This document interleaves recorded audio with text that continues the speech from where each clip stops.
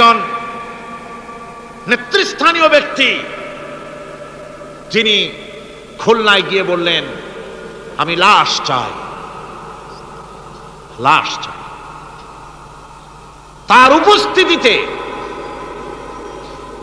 ইসলামী ছাত্র শিবিরের দৌলতপুর বিএল কলেজের জিএস আব্দুল হালিম মুন্সি মসজিদে নামাজ পড়তে গিয়েছে। সেই অবস্থায় তাকে মসজিদের ভিতরে গুলিবিদ্ধ করেছে। জান বাঁচাবার জন্য এই ছেলে পার্শ্ববর্তী পুকুরের মধ্যে ঝাঁপায় পড়েছে। সেখান থেকে তাকে টেনে তুলে তাকে কোপানো হচ্ছে। সে প্রাণী প্রাণী বলে চিল্লাচ্ছে। এই অবস্থায় মসজিদের সিঁড়ির উপরে কাট করে তাকে জবাও করা হয়েছে।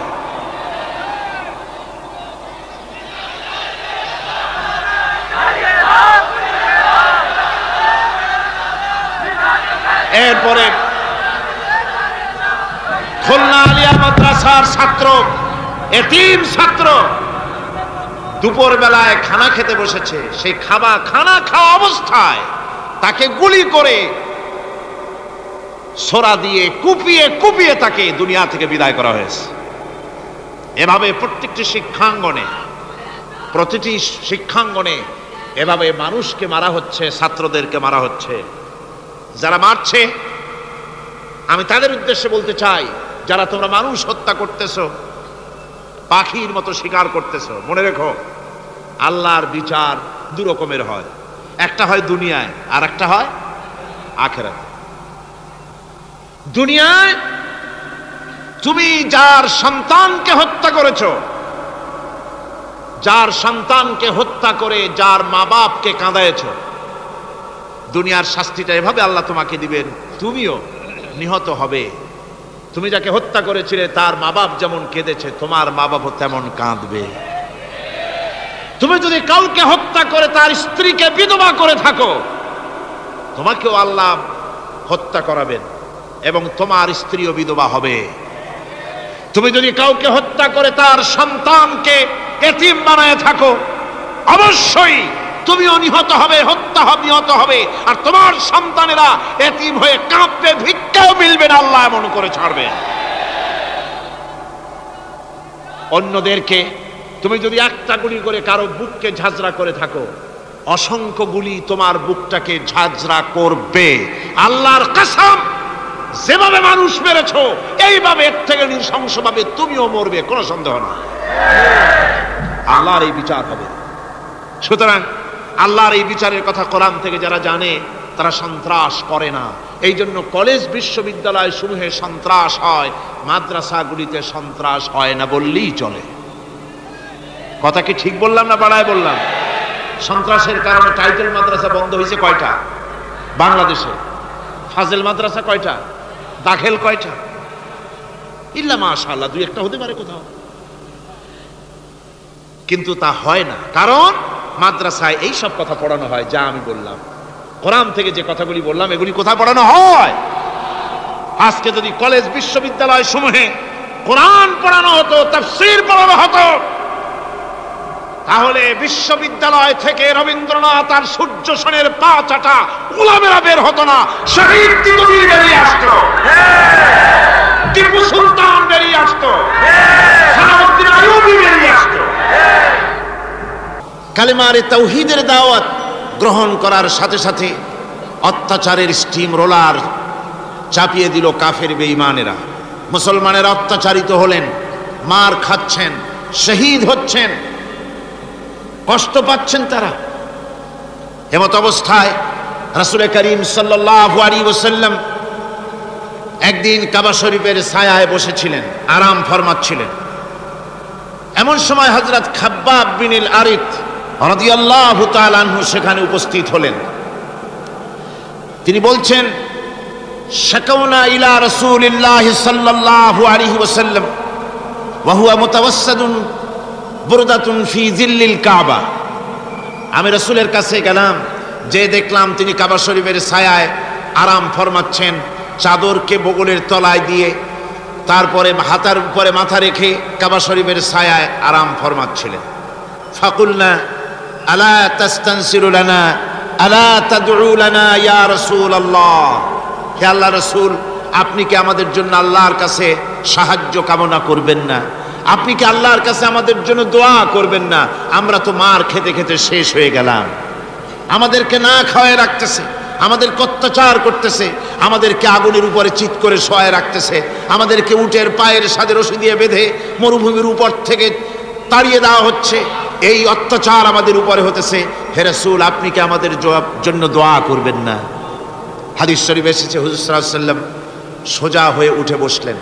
হুজুর বললেন, ও খাব্বাব, তোমাদের আগে এই জমিনে যারা দ্বীনের দাওয়াত নিয়ে এসেছিলেন, দ্বীনকে প্রতিষ্ঠিত করতে এসেছিলেন, তাদেরকে ওরা ধরত এবং তাদের জন্য মাটির ভিতরে গর্ত খনন করত, আর সেই গর্তের ভিতরে তাদেরকে কোমর পর্যন্ত গেড়ে দিয়ে তাদের মাথার উপরে এরপরে সুম্মা ইউতা বিল মানশার, এরপরে করা টানা হতো, ফায়ুদাউ আলা রাসিহি ফায়ুজআলু নিসফাইন, এরপরে সেই করাত দিয়ে তার মাথার উপরে চিরে জীবন্ত মানুষটাকে দ্বিখণ্ডিত করে ফেলানো হতো। মা ইয়াসুদ্দুহু যালিকা আন দীনি। ও খাব্বাব, এই চরম অত্যাচারের পরেও কোন একজন দ্বীনের দায়ী কেউ তার আল্লাহর দ্বীনের রাস্তা থেকে এক চুল পরিমাণ সরিয়ে দিতে পারে নাই।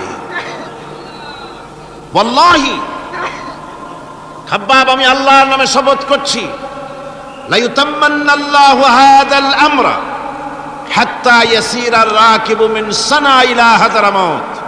আমি আল্লাহর নামে কসম করে বলছি, সেদিন বেশি দূরে নয় যেদিন সানা থেকে হাযরামাউত পর্যন্ত লোকেরা চলাফেরা করবে, সওদাগরেরা যাবে, নারীরা চলবে, লা ইয়াখাফু ইল্লাল্লাহ, আল্লাহর ভয় ছাড়া মানুষের অন্তঃকরণে চোরের ভয়, ডাকাতের ভয়, জেনার ভয়, কোনো ভয় জনগণের কলিজায় আর থাকবে না। ভয় থাকবে একটাই, সে ভয় হবে কার? আরো জোরে বলুন, কার ভয়? শুধুমাত্র আল্লাহ সুবহানাহু ওয়া তাআলা, তার ভয় মানুষের অন্তঃকরণে থাকবে, আর কারো ভয় থাকবে না। ওয়ালাকিন্নাকুম তাস্তাজিলুন, আসলে তোমরা বড্ড তাড়াহুড়ো করছো। তাড়াহুড়ো করো না, অপেক্ষা করো, ধৈর্য ধরো। অবশ্যই সেই সমাজ আসবে যে সমাজ নিরাপত্তাপূর্ণ, ভীতিহীন একটি সুন্দর সমাজ প্রতিষ্ঠিত হবে। আজও আমি আজকের জনতাকে বলতে চাই যে সন্ত্রাস চলছে বাংলাদেশে, মারামারি চলছে, হানাহানি চলছে, মানুষের জীবনের নিরাপত্তা নাই, শিক্ষাঙ্গনে ছাত্রদের জীবনের নিরাপত্তা নাই, লেখাপড়ার গ্যারান্টি নাই, রাস্তায় চলায় জীবনের নিরাপত্তা নাই। এই যে দুরবস্থা চলছে, সুদ, ঘুষ, জেনা, ব্যভিচার, হত্যা, অসদাচরণ, যা কিছু অমানবিক কার্যক্রম বাংলাদেশে চলছে, এই অবস্থা থাকবে না, এই পরিস্থিতি থাকবে না। এই পরিস্থিতির পরিবর্তন হবেই। এই সমাজ আমরা ভেঙে চুরে চুরমার করে দেব, নতুন এক সমাজ সৃষ্টি করব। সেই সমাজ হবে কোরআনের সমাজ, সেই সমাজ হবে জনাবে মুহাম্মদ রাসূলুল্লাহ সাল্লাল্লাহু আলাইহি ওয়াসাল্লামের সমাজ।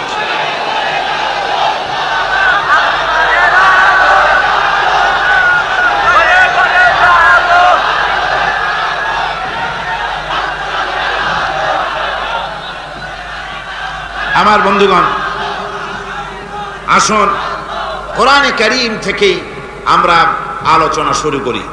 আল্লাহ রাব্বুল আলামিন যে সূরা আমি আলোচনা করতেছিলাম, এই সূরা তো এক মহাসমুদ্র। পুরা কোরআন শরীফই, গোটা কোরআন শরীফকে আমি একটা সমুদ্রের সাথে তুলনা করতে পারি না। কোরআন শরীফকে আটলান্টিক মহাসাগরের সাথে আমি তুলনা করতে পারি না। আটলান্টিক মহাসমুদ্রের মতো কোরআন নয়, বরং কোরআনের এক একটা বিষয় পৃথিবীর সমস্ত সমুদ্র একত্রিত করলেও কোরআনের একটা বিষয়ের সমান হবে না। এত বিশাল কিতাব, আজিম কিতাব আল্লাহ পাক আমাদেরকে দান করেছেন। সুবহানাল্লাহি ওয়া বিহামদিহি। আসুন শয়তানের ওয়াসওয়াসা থেকে পানাহ চেয়ে নিই। আউযু বিল্লাহি মিনাশ শাইতানির রাজীম। বিসমিল্লাহির রহমানির রহিম। বিতাড়িত মরদুদ শয়তানের ওয়াসওয়াসা থেকে পানাহ চাই পরম করুণাময় আল্লাহ রাব্বুল আলামিনের নামে শুরু করছি। আর রহমানু আল্লামাল কুরআন খালাকাল ইনসানা আল্লামাহুল বায়ান الشمس والقمر بحسبان والنجم والشجر يسجدان صدق الله العظيم রহমান যিনি কোরআন শিক্ষা দিয়েছেন, আল্লামাল কোরআন, কোরআন শিক্ষা দিয়েছেন। প্রথম দিন আমি আপনাদের সামনে আলোচনা করেছিলাম আল্লাহ পাকের দয়া। সমগ্র বিশ্ব চলছে যার দয়ার উপরে, যার দয়া না হলে এক মুহূর্ত চলতে পারি না। সেই দয়াময় আল্লাহ রাব্বুল আলামিন বিশ্ববাসীর উপরে শ্রেষ্ঠ দয়া করেছেন, কোরআন শিক্ষা দিয়েছেন। সেই কোরআনের পরিচিতি আমি গতকাল আপনাদের সামনে বলেছি, আজকে বলবো। এই কোরআনে কারীমের নাজিলের উদ্দেশ্য, কোরআনে কারীমের বৈশিষ্ট্য, কোরআনে কারীমের মর্যাদা। কোরআন এক বিশাল, কোরআন যেমন বিশাল তার আলোচনাও তেমন বিশাল। কোরআনে কারীমের বৈশিষ্ট্য হচ্ছে কোরআন গোটা মানব জাতির জন্য সর্বশেষ হেদায়েতের গ্রন্থ, আল্লাহর পক্ষ থেকে। আর একটি বাণীও মানুষের জন্য আসবে না। আল্লাহর পক্ষ থেকে মানুষের জন্য আর কোনো বাণী আসবে? বলুন, আসবে?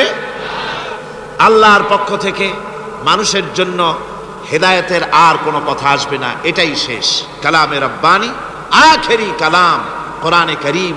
এরপরে আর কোনো বাণী আল্লাহর পক্ষ থেকে আসবে না। প্রচলিত অর্থে আমরা আসমানি কিতাবগুলোকে ধর্মগ্রন্থ বলি, ধর্মগ্রন্থ আমাদের দেশের লোকেরা বলে। এবং এই ধর্মগ্রন্থের আওতায় বেদ, জিন্দাবিস্তা, ত্রিপিটক, বাইবেল ইত্যাদিগুলিকে ধর্মগ্রন্থ বলা হয়। ধর্মগ্রন্থ প্রচলিত অর্থে ধর্মগ্রন্থ বলতে যা বোঝায়, কোরআনে কারীম তেমন কোনো প্রচলিত অর্থে ধর্মগ্রন্থ নয়। অন্যান্য ধর্মগ্রন্থগুলি কিছু সদাচরণের কথা বলেছে, কিছু সদাচরণের কথা বলেছেন অহিংসা পরম ধর্ম, বলা হয়েছে জীব হত্যা মহাপাপ, শত্রুকে ক্ষমা করে দিও, এই জাতীয় কিছু কথাবার্তা, কিছু মিষ্টি মিষ্টি কথাবার্তা ইত্যাদি বলা হয়েছে।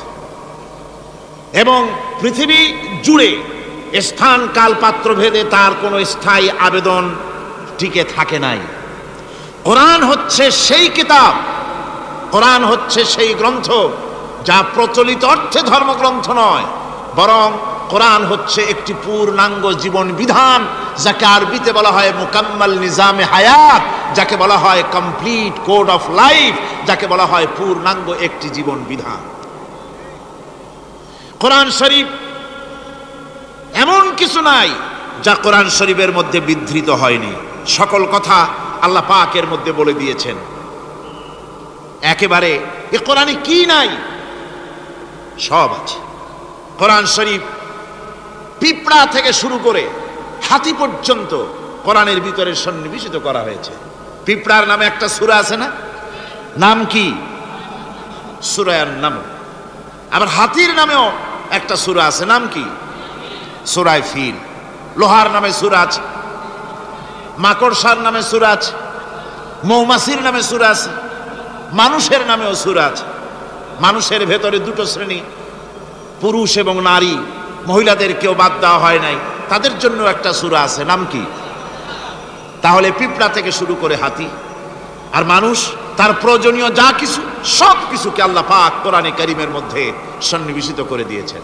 আমি অনেকবার এই কথা বলেছি, এটা কোনো কোরআন হাদিসের কথা নয়, এটা আমার ধারণার কথা, কোরআন হাদিসের কথা নয়। যেমন কোরআন শরীফের শুরু হয়েছে বিসমিল্লাহ দিয়ে। কি দিয়ে শুরু হয়েছে? বিসমিল্লাহ দিয়ে। প্রথম অক্ষরটা কি? বা। আর শেষ হয়েছে মিনাল জিন্নাতি ওয়ান নাস, শেষের অক্ষর কি? সিন। তাহলে কোরআনের প্রথম অক্ষর বা আর শেষের অক্ষর সিন, দুইটাকে জুড়ে দিলে কি হয়? বাস।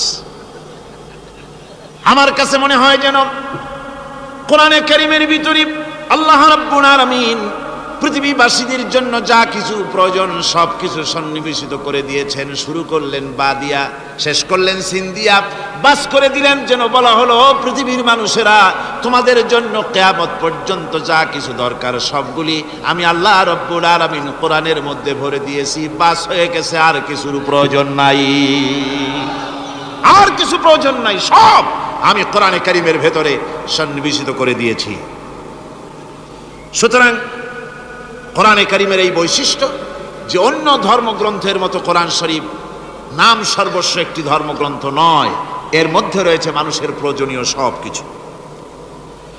কোরআনের আরেকটি বৈশিষ্ট্য হচ্ছে যে অন্যান্য ধর্মগ্রন্থগুলির ভেতরে মানুষেরা হাত লাগাইছে, অপারেশন করেছে, বাড়াইছে কমাইছে, সর্বনাশ করে দিয়েছে, ইচ্ছে মতো বাড়াইছে কমাইছে। কমাতে কমাতে কম্বলের লোম বাঁচতে যেমন কিছু থাকে না, নিজেরা নিজেদের কথা ভিতরে ঢুকাতে ঢুকাতে আজকের বাইবেল আল্লাহর কথা শূন্য হয়ে গিয়েছে। বর্তমান পৃথিবীতে লুক, জন, মার্ক, মথি, scripture, New Testament, Old Testament, খ্রিস্টানদের ধর্মগ্রন্থ বলতে যা বুঝায়, এই পুরা ধর্মগ্রন্থ তাদের এই কিতাবগুলির ভিতরে আল্লাহ রাব্বুল আলামিনের একটি কথা নাই, সব তারা শেষ করে ফেলেছে। কোরআন এক্ষেত্রে ব্যতিক্রম। এ কোরআন একমাত্র কিতাব যা আজ পর্যন্ত অকৃত্রিম এবং অবিকৃত অবস্থায় বিশ্ব মানব সভ্যতার সামনে বিজয় গৌরব নিয়ে দেদীপ্যমান হয়ে আছে দ্বীপ্রহরের সূর্যের মতো, যার ভিতরে কোনো ভুল নাই, যার ভেতরে কোনো ত্রুটি নাই। কোরআনে কারীম তার আরেকটি বৈশিষ্ট্য হচ্ছে কোরআন একমাত্র গ্রন্থ যার ভাষা এবং সাহিত্য 1400 বছর ধরে এর ভিতরে কোনো কৃত্রিমতা ঘটেনি। আরবি ভাষা এবং সাহিত্যের সর্বোৎকৃষ্ট নমুনা হিসাবে কোরআন শরীফ টিকে আছে। পৃথিবীর কত ভাষা শেষ হয়ে গিয়েছে, কত ভাষা জন্মগ্রহণ করেছে আর মরে গেছে তার ঠিক নাই। ভাষার উন্নতি যত হচ্ছে, কোরআনে কারীম সমস্ত ভাষা এবং সাহিত্যের মানকে উতরে গিয়ে এমন এক জায়গায় কোরআনের ভাষা সাহিত্য পৌঁছে গেছে যাকে স্পর্শ করা পৃথিবীর কোনো ভাষার পক্ষে সম্ভব নয়। কোরআন এক জীবিত ভাষা, জীবন্ত ভাষা। কোরআন আরবি ভাষা, পৃথিবীর অন্তত 38টি দেশের রাষ্ট্রভাষা, স্টেট ল্যাঙ্গুয়েজ আরবি ভাষা। এই আরবি ভাষা আল্লাহ পাক এ কোরআন নাজিল করেছেন, এর মজা ফুরায় না, এর সাহিত্যের মান ফুরায় না। এটা হচ্ছে কোরআনে কারীমের আরেকটি বৈশিষ্ট্য। কোরআনে কারীমের অন্যান্য বৈশিষ্ট্যের ভেতরে আরেকটি বৈশিষ্ট্য হচ্ছে যে এ কোরআনে কারীম একমাত্র কিতাব যেই কিতাবের ভেতরে রয়েছে কোরআনের অনুসারী তাদের নাম এবং কোরআনের অনুসারী তাদের ধর্মের নাম গ্রন্থের ভেতরে আছে, যা অন্য কোনো কিতাবের মধ্যে নাই। সেটা হচ্ছে আমরা যে মুসলমান তা কোথায় পেলাম? আমরা যে মুসলমান এই পরিচিতি কোথায় পেলাম? হুয়া সাম্মাকুমুল মুসলিমিন, এই মুসলমান নাম আল্লাহ কোরআন শরীফে ব্যবহার করেছেন। তিনি আমাদের নাম দিয়েছেন, আমরা মুসলমান। আমরা কি মুসলমান? আমাদের নাম এই কিতাবের মধ্যে রয়েছে। আমাদের জীবন ব্যবস্থার নাম, ধর্মের নামও ইন্নাদ-দীনা ইনদাল্লাহিল ইসলাম।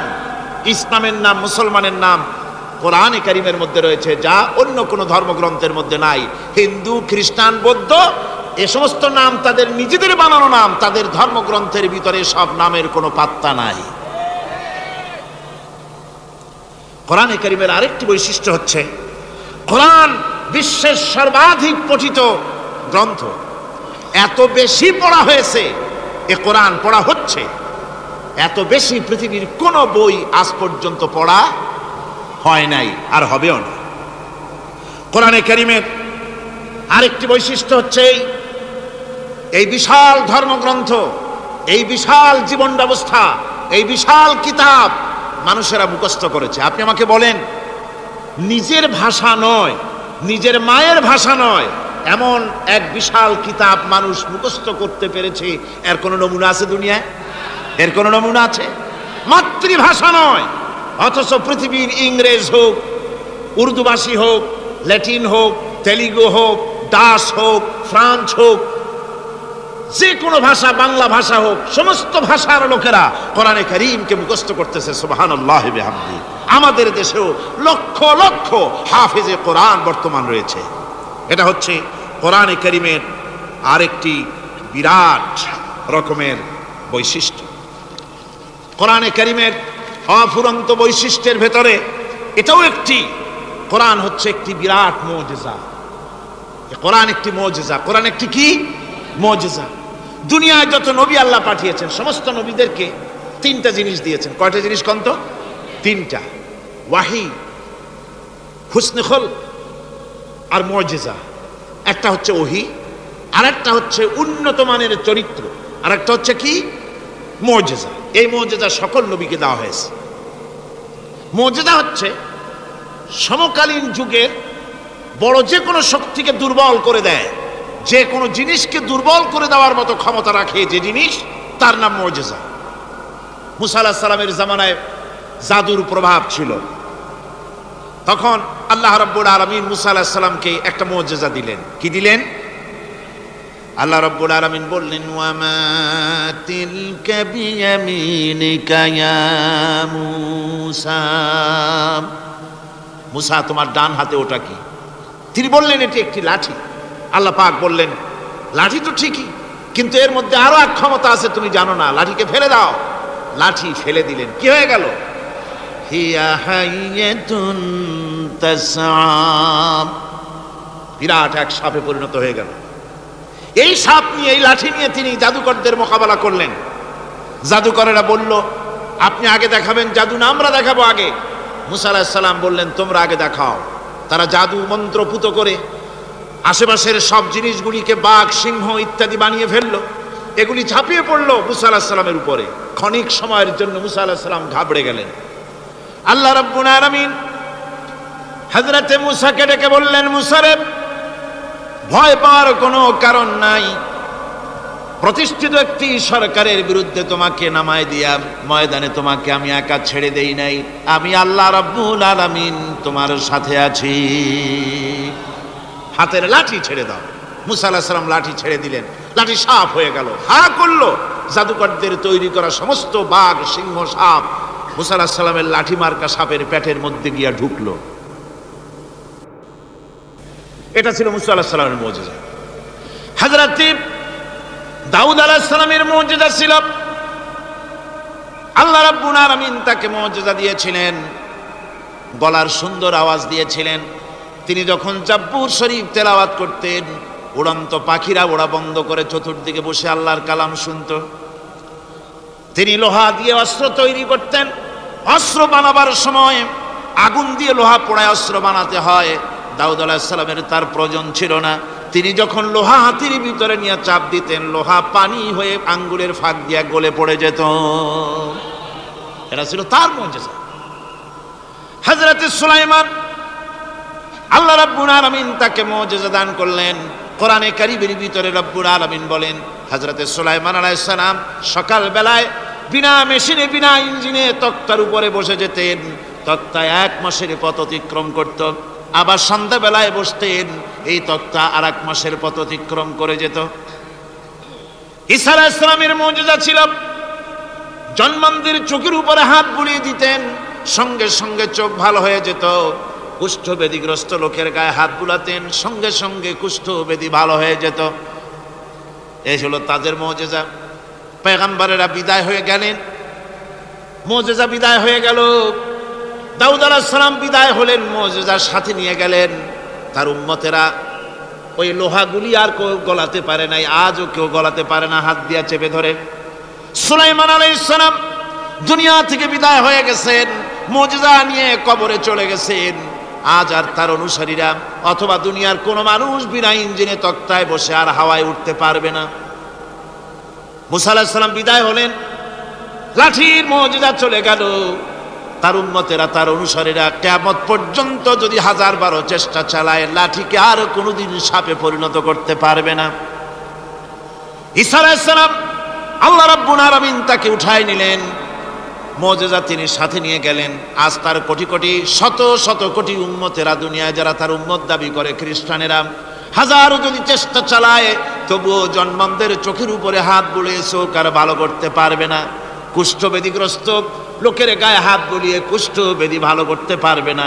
তার মানে হলো, নবীরা যে যা যত মুজিজা পেয়েছিলেন, জীবদ্দশায় মুজিজা কাজে লেগেছে। দুনিয়া থেকে বিদায় হয়েছেন, মুজিজার সাথে নিয়ে গেছেন। কিন্তু আপনার আমার নবী বিশ্বনবী জনাব মুহাম্মদ রাসূলুল্লাহ সাল্লাল্লাহু আলাইহি ওয়াসাল্লামের কাছে আল্লাহ রাব্বুল আলামিন তাকে যত মুজিজা দিয়েছিলেন, 3000-এর উপরে আল্লাহর নবীর মুজিজা ঘটেছিল 23 বছরের নবুয়তের জীবনে। তার মধ্যে শ্রেষ্ঠ মুজিজা হতেছে কোরআন মাজিদ। আল্লাহর নবী বিদায় হয়ে গেলেন, মুজিজা সাথে নিয়ে যান নাই, মুজিজা রেখে গেলেন দুনিয়ায়। কিয়ামত পর্যন্ত দুনিয়াবাসী নবীর উম্মতেরা কোরআনের মুজিজা ব্যবহার করতে পারবে। কোরআনে কারীম রাসূল কারীম সাল্লাল্লাহু আলাইহি সাল্লামের জীবনের শ্রেষ্ঠ মুজিজা। মানুষ পাগল হয়ে গেছে কোরআন শুনে। সুতরাং এই কোরআনের বৈশিষ্ট্য সকল দিক থেকে এক অপূর্ব একটি কিতাবে পরিণত করেছে, যা মানুষকে চিরকাল বিস্ময় হতবাক করে দিয়েছে। কোরআনের আরেকটি বৈশিষ্ট্য হচ্ছে এই কোরআন এক সময় নাজিল হয় নাই। 30 পারা কোরআন শরীফ একসাথে নাজিল হয়েছে না, কোরআন নাজিল হয়েছে আস্তে আস্তে ধীরে ধীরে। কত বছর লাগলো? 23 বছরেরও কিছু বেশি সময় ধরে কোরআন ধীরে ধীরে রাসূল করিম সাল্লাল্লাহু আলাইহি সাল্লামের কাছে অবতীর্ণ হয়েছে। এমনটি আর কোনো কিতাব হয়নি, যা আর কোনো ধর্মগ্রন্থ যারা অন্যরা দাবি করে এরকম হয়নি। কোরআনে কারীমের আরেকটি বৈশিষ্ট্য হচ্ছে, যখন কাগজ ছিল না, ছাপাখানা ছিল না, এমনকি টেপ রেকর্ডার ছিল না, তখনকার নাজিলকৃত কিতাব যেভাবে নাজিল হয়েছিল সেইভাবে আজ পর্যন্ত অবিকল টিকে আছে, টিকে থাকবে ইলা ইয়াউমিল কিয়ামা। কিয়ামত পর্যন্ত কোরআনে কারীমের এই অকৃত্রিম অবিকৃত অবস্থায় কোরআনে কারীমের এই শান, এই বরকত টিকে থাকবে। এই জন্য কোরআন শরীফ হচ্ছে এই পৃথিবীর মহাবিশ্বের মহাবিস্ময়। কোরআন হচ্ছে পৃথিবীর মহাবিশ্বের মহাবিস্ময়।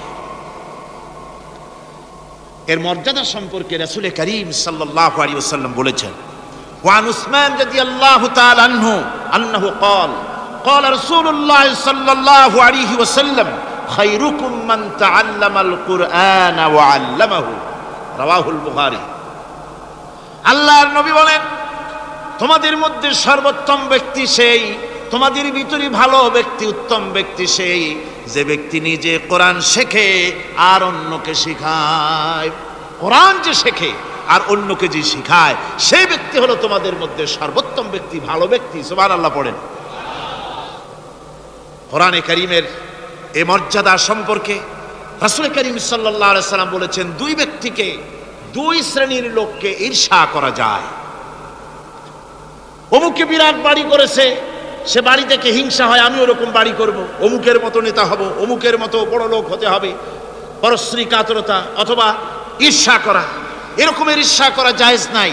রাসূলুল্লাহ বলেছেন, দুই ব্যক্তির সঙ্গে ঈর্ষা করা যায়। আন ইবনে ওমর রাদিয়াল্লাহু তাআলা আনহু আন্নাহু قال قال رسول الله صلى الله عليه وسلم লা হাসাদা ইল্লা আলাল ইসনাইন।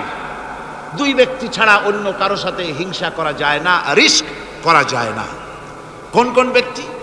রাজুলুন আতাহুল্লাহুল কুরআন ফাহুয়া ইয়াকুমু বিহি আনা আল-লাইলি ওয়া আনা আন-নাহার। ওই ব্যক্তির সঙ্গে ঈর্ষা করা যায়, হিংসা করা যায় যে ব্যক্তিকে আল্লাহ পাক কোরআনের ইলম দান করেছেন, সে ব্যক্তি দিন রাত কোরআন তেলাওয়াত করে, কোরআনের উপরে আমল করে, কোরআনের উপরে থাকে, মানুষকে কোরআনের দাওয়াত দেয়। ওই লোকের সাথে ঈর্ষা করা দরকার যে তার মতো হতে চায়। ওয়ারাজুলুন আতাহুল্লাহু মালান ফাহুয়া ইউনফিকু মিনহু আনা আল-লাইলি ওয়া আনা আন-নাহার। মুত্তাফাকুন আলাইহি, বুখারী মুসলিমের হাদিস। রাসূলুল্লাহ বলছেন, অন্য আরেক ব্যক্তি হচ্ছে যে ব্যক্তিকে আল্লাহ পাক মাল দিয়েছেন, সম্পদ দিয়েছেন, ওই ব্যক্তি তার মাল আর সম্পদকে দিন রাত দুহাতে আল্লাহর রাস্তায় খরচ করে। তার মতো হওয়ার জন্য তার সাথে ঈর্ষা করা যেতে পারে। আমার বন্ধুগণ, এ কোরআন হচ্ছে এমন এক কিতাব যে কোরআনকে নিয়ে যারা অগ্রসর হয় আল্লাহ তাদেরকে বাড়ায় দেন, আর কোরআনের সাথে যারা হিংসা করে, বিদ্বেষ করে, আল্লাহ তাদেরকে অধঃপাতিত করে দেন। আন ওমর ইবনুল খাত্তাব রাদিয়াল্লাহু তাআলা আনহু قال قال رسول الله صلى الله عليه وسلم ان الله يرفع بهذا الكتاب اقواما ويضع به آخرين رواه মুসলিম। হযরত ওমর রাদিয়াল্লাহু তাআলা আনহু বলছেন, যে আল্লাহ পাক এই কোরআনের সাহায্যে এক শ্রেণীর লোককে প্রতিষ্ঠিত করবেন দুনিয়ার বুকে এবং আখিরাতেও আর এক শ্রেণীর লোককে করবেন অধপাতিত। যারা কোরআনের সাথে বিরোধিতা করবে, তারা যদি হিরো হয়, আল্লাহ তাদেরকে জিরো বানাবেন। কি বানাবেন? জোরে কন, জোরে কন, কি বানাবেন? জিরো বানিয়ে দিবেন। আর কোরআনকে নিয়ে যারা আগ বাড়ে, তারা যদি জিরো হয়, আল্লাহ পাক তাদেরকে কি বানায় দেন? কোরআনের সাথে বিরোধিতা আজকের নতুন কিছু নয়, আবহমান কাল থেকে কোরআনের সাথে চলছে বিরোধিতা। বিশ্বকবি, কবি সম্রাট আল্লামা ইকবাল, আল্লাহ তাকে জান্নাতুল ফেরদাউস নসিব করুন, সবাই বলুন আমিন। আল্লামা ইকবাল বলেছেন, সতীজা কর রহা হ্যায় আসল সে তাইম রোজ, সতীজা কর রহা হ্যায় আসল সে তাইম রোজ, চরাগে মুস্তফা বি সে শরারে বুলহবিস। মুহাম্মদ সাল্লাল্লাহু আলাইহি ওয়াসাল্লামের দ্বীপ শিকার সাথে, আল্লাহর দ্বীনের সাথে আবু জাহাল, আবু লাহাবের অগ্নিস্ফুলিঙ্গের সংঘর্ষ আবহমান কাল থেকে লেগে এসেছে। কিন্তু ওদের এই অগ্নিস্ফুলিঙ্গের টক্কর লেগে মুহাম্মদ সাল্লাল্লাহু আলাইহি ওয়াসাল্লামের টিম টিম করে জ্বলে ওঠা এই প্রদীপটি প্রচণ্ড ঝড়ো হাওয়ার মুখে, টর্নেডো আর গর্কির মুখে নিভে যায়নি, জ্বলছে, জ্বলবে কিয়ামত পর্যন্ত। এটাকে নিভাবার ক্ষমতা বিশ্বের কোনো মানুষের নাই। ফু দিয়ে কেউ যদি নিভাতে চায়, চেহারা শুদ্ধ, মাথা শুদ্ধ, পুড়ে ছাই হয়ে যাবে, কোরআনের আলোকে নির্বাপিত করতে পারবে না।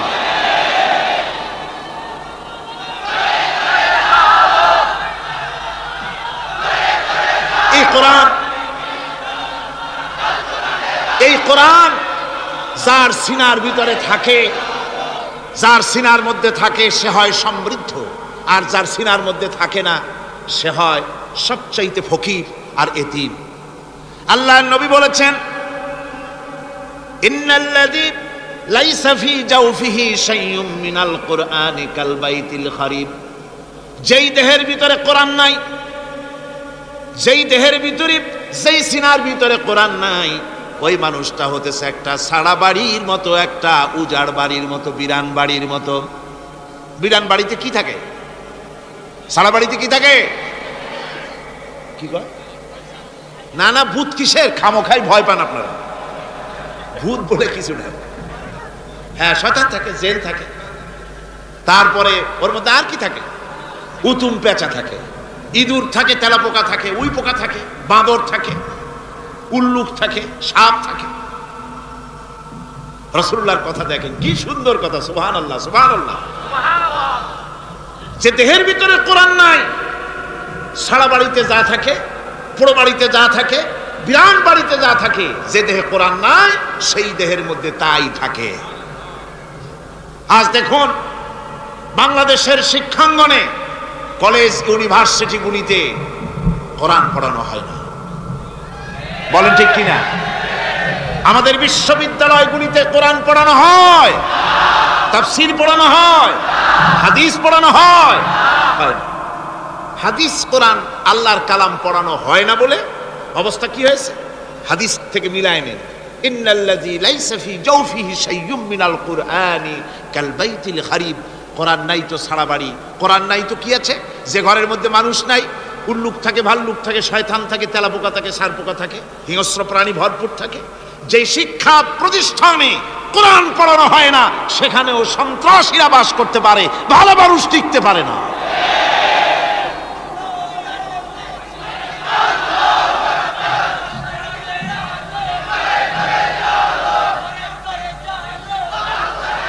এই জন্য কোরআন যেখানে পড়া হয় না, সেটা কবরের তুল্য। কোরআন যেখানে তেলাওয়াত হয় না, সেটা কিসের তুল্য? কবরের তুল্য। আল্লাহর নবী বলেছেন, আনাবি হুরায়রা রাদিয়াল্লাহু তাআলা আনহু আন্নাহু ক্বাল ক্বালা রাসূলুল্লাহ সাল্লাল্লাহু আলাইহি ওয়াসাল্লাম লা তাজআলু বুয়ুতাকুম মাকাবির। রাওয়াহু মুসলিম। আল্লাহর নবী বলেন, তোমাদের ঘরগুলিকে তোমরা কবর বানায়ো না। অর্থাৎ যে ঘরের মধ্যে কোরআনে কারীম তেলাওয়াত হয় না, সেটা কবরের সমতুল্য। কবরের সমতুল্য। আগে আমাদের ঘর সমূহে যখন ছোট ছিলাম, তখন দেখতাম ঘরে ঘরে কোরআন তেলাওয়াত হতো, ঠিক না? প্রত্যেকটা ঘরের জানালা দিয়া সকালবেলায় আওয়াজ আসতো, আউযু বিল্লাহি মিনাশ শাইতানির রাজীম, বিসমিল্লাহির রহমানির রহিম। তেলাওয়াতের আওয়াজ ভেসে আসছে। আজ আর এই অবস্থা নাই। আজ ভদ্রলোকের বাড়ির সামনে দিয়ে হেঁটে যাবেন, সকালবেলা কিসের তেলাওয়াত? জনমের ঘুম ঘুমায়, পাইকারি দরে ঘুমায়, ফজরের নামাজ নাই। শহরের অবস্থা, অধিকাংশ বাড়িতে ফজরের নামাজ হয় না। ডিসেন্টিনার মাধ্যমে, আগে তো ছিল শুধু বাংলাদেশের ছবি, ডিসেন্টিনার মাধ্যমে সারা পৃথিবীর শয়তানি আর বদমাশি ঘরে বসে গেলা যায়। উপকারিতা এবং অপকারিতা দুটোই আছে। নিউজ দেখা যায়, সাথে সাথে আবার নিউজের সাথে আরো বাজে কিছু দেখা যায়। এগুলো দেখতে দেখতে রাত শেষ হয়ে আসে, ঘুমায় জনমের মতো, এক ঘুমে বেলা 9টা আর 10টা। কিসের ফজরের নামাজ আর কি এর কোরআন শরীফ তেলাওয়াত করে। এরপরে উঠলো 9টা 10টার সময়, উঠে তারপরে গানের মাস্টার এসে গেছে। তখন ইতিমধ্যেই গানের মাস্টার এসে গেছেন। কি দুর্ভাগ্যজনক সত্য কথা, ইংরেজি যে টিচার পড়ান, অঙ্ক যে টিচার করান, সপ্তাহে 3 ঘন্টা পড়াবেন, বেতন 2500 টাকা। আর প্রতিদিন সকালবেলা এসে যদি কোনো মুসলমান কোনো একজন মৌলভী সাহেব, হাফেজ সাহেবকে রাখেন কোরআন তেলাওয়াত করাবার জন্য, কোরআন পড়াবার জন্য সন্তানকে, প্রতিদিন আসতে হবে, প্রতিদিন 2 ঘন্টা পড়াতে হবে, আর মাসের শেষে বেতন 500 টাকা। কোরআনে কারীমের সাথে এই আচরণ। ও, আমি বেশি বলে ফেলেছি। যাদের অভিজ্ঞতা আছে তারা বলছেন 200 টাকা। এরপরে অঙ্ক ইংরেজি তো কাজে লাগে, ভালো কথা। তারপরে গানের মাস্টার আসছেন, তিনি শেখাবেন কি? রবীন্দ্রসঙ্গীতের প্যানপ্যানানি, যা শুনলে পরে কানে ময়লা জমে যেতে পারে, যে গান শুনলে জীবিত মানুষ মৃত্যু হয়ে যায়। নজরুলের কথা শেখানো হবে না, তাহলে সেটা হবে সাম্প্রদায়িকতা। গানের মাস্টারকে, নাচের মাস্টারকে 5,000 টাকা, 10,000 টাকা পর্যন্ত বেতন দেওয়া হয়। এ জাতির জন্য আল্লাহর রহমত কেমনে আসবে? কি কারণে আসবে? কোরআনের সাথে এই বেয়াদবি আমরা করেছি। ঘরগুলিকে, আজকে আমাদের ঘরগুলিকে আমরা কবরস্থানে পরিণত করে দিয়েছি। কোরআন তেলাওয়াত হচ্ছে না। আমার বন্ধুগণ, কোরআন তেলাওয়াত করুন, বেশি বেশি তেলাওয়াত করুন, ঘরকে জীবিত করুন, সন্তানকে তেলাওয়াত করান, আপনি নিজেও তেলাওয়াত করুন। কোরআনে কারীম যারা তেলাওয়াত করবে তাদের সম্পর্কে আল্লাহর নবী বলেন, মান ক্বারাআল কুরআনা ফাস্তাযহারাহু ফাহাল্লা হালালাহু ওয়া হারামা হারামাহু আদখালাহুল্লাহুল জান্নাহ। আল্লাহর নবী বলেন, যে ব্যক্তি কোরআন শরীফ তেলাওয়াত করবে এবং কোরআনের হালাল অনুযায়ী হালালকে মেনে চলবে, হারাম অনুযায়ী হারাম থেকে ফিরে থাকবে, এরকম কোরআনের উপরে যে তেলাওয়াত করবে আর আমল করবে, আল্লাহ রাব্বুল আলামিন কিয়ামতের দিন তাকে জান্নাতের ভিতরে প্রবেশ করাবেন। শুধু বেহেশতে যাবে না, ওয়া শাফাহু ফি হাশরাতিন মিন আহলি বাইতিহি কুল্লুহুম কাদ ওয়াজাবাত লাহুন নার। নবীজি বলেন, এই কোরআনে কারীমের বরকতে কিয়ামতের দিন ওই ব্যক্তি তার রক্ত সম্পর্কিত 10 জন আত্মীয়র ব্যাপারে সুপারিশ করার জন্য তৌফিক পাবে আল্লাহর দরবারে। এমন 10 ব্যক্তি, সেই 10 ব্যক্তির জন্য হিসাবের পরে জাহান্নাম ওয়াজিব হয়ে গিয়েছিল, এমন 10 ব্যক্তি সম্পর্কে কোরআনের তেলাওয়াতকারী আর আমলকারী আল্লাহর দরবারে সুপারিশ করার জন্য পারমিশন পাবেন। এমন নিয়ামত, সেই নিয়ামত থেকে আমরা বঞ্চিত হয়ে যাচ্ছি। আমি বলি না যে আপনারা কলেজ ইউনিভার্সিটিতে ছেলেদের পড়তে দিবেন না, আমি তা বলি না। তারা কলেজ ইউনিভার্সিটিতে বিলক্ষণ পড়াশোনা করুক, কিন্তু তাদেরকে কোরআন শরীফ শিখান। লক্ষ লক্ষ টাকা খরচ করলেন ছেলের পেছনে, কিন্তু কোরআন শিখালেন না।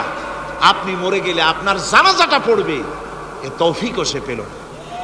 জানাজার ইমামতি তো দূরের কথা, জানাজার নিয়ত জানে না, পাক পবিত্রতা জানে না।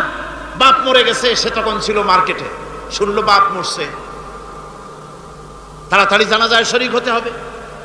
প্যান্টও পাক নাই, যেহেতু পেশাবের যখন বেগ এসেছিল দেওয়ালের পাশে দাঁড়াইয়া কাম সারছে, দোয়া মোছার কাম নাই, মাথায় টুপি নাই, নাক মোছা রুমাল ছিল পকেটে, রুমালটা মাথায় দিয়া দাঁড়ায় গেল, আল্লাহু আকবার।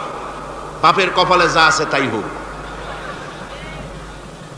তারপরে বাপ মরে গেছে, কান্না শুরু করেছে।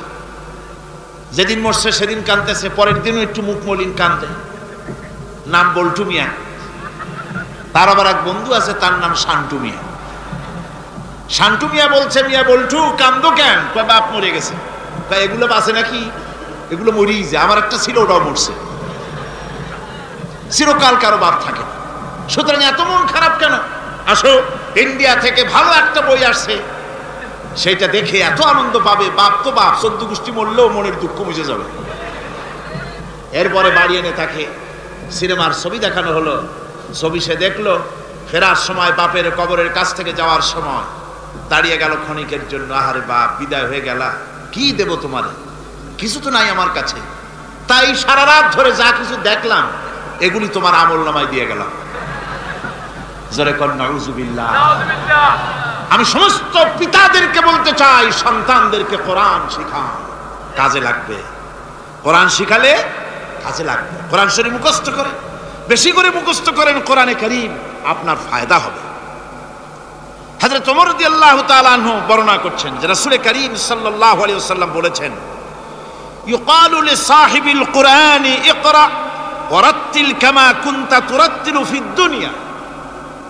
কিয়ামতের দিন জান্নাতীদেরকে, বেহেশতীদেরকে আল্লাহ রাব্বুল আলামিন বলবেন, কোরআন শরীফ তেলাওয়াত করো আর উপরের দিকে উঠতে থাকো। কোরআনে যেভাবে দুনিয়ার বুকে কোরআনে কারীম তুমি মুখস্থ করেছিলে, ধীরে ধীরে তেলাওয়াত করতে, ওইভাবে ধীরে ধীরে কোরআন তেলাওয়াত করো আর উপরের দিকে উঠতে থাকো। আল্লাহ পাক বলতে থাকবেন, উপরের দিকে ওঠো, তেলাওয়াত করো আর ওঠো। উঠতে উঠতে যেই জায়গায় গিয়ে তোমার তেলাওয়াত শেষ হয়ে যাবে, জান্নাতের ওই জায়গাটা তোমার জন্য বরাদ্দ হবে। আবু দাউদ শরীফের হাদিস। জান্নাতের ওই জায়গাটা তোমার জন্য বরাদ্দ হবে। এখন যাদের শুধু সূরা ইখলাস আর সূরা কাউসার মুখস্থ, তারা তো 2 পা আগাই বসে যাবে, উঠতে পারবেন না। বেশি বেশি মুখস্থ করেন, হাফেজে কোরআন হন অথবা হাফেজের মতো হন। বেশি বেশি মুখস্থ করেন সূরা ইয়াসিন, সূরা দুখান, সূরা আর রহমান, সূরা ওয়াকিয়া, সূরা মুজাম্মিল, এই সমস্ত সূরা, বেশি সূরা আল আরাফ, সূরা কাহাফ, সূরা মারিয়াম ইত্যাদি মুখস্থ করেন। কিয়ামতের দিন কাজে লাগবে। জান্নাতের অত উঁচায় উঠতে পারবেন। হাফেজ যে কোন জায়গায় যাবে, সুবহানাল্লাহ ওয়া বিহামদিহি, 30 পারা কোরআন যার সিনার ভিতরে, জান্নাতের কোন জায়গাটা আল্লাহ তাকে বরাদ্দ করবেন। সুবহানাল্লাহ, সুবহানাল্লাহ। কোরআনে কারীমকে মুখস্থ করুন, বেশি করে মুখস্থ করুন। কোরআনে কারীমকে বেশি করে তেলাওয়াত করুন। এই কোরআনে কারীমকে যারা বেশি করে তেলাওয়াত করবে, তেলাওয়াত করতে গিয়ে যারা আল্লাহর কাছে কিছু চাওয়ার সময় পাবে না, তাদের সম্পর্কে রাসূল কারীম সাল্লাল্লাহু আলাইহি ওয়াসাল্লাম বলেছেন হাদিসে কুদসি।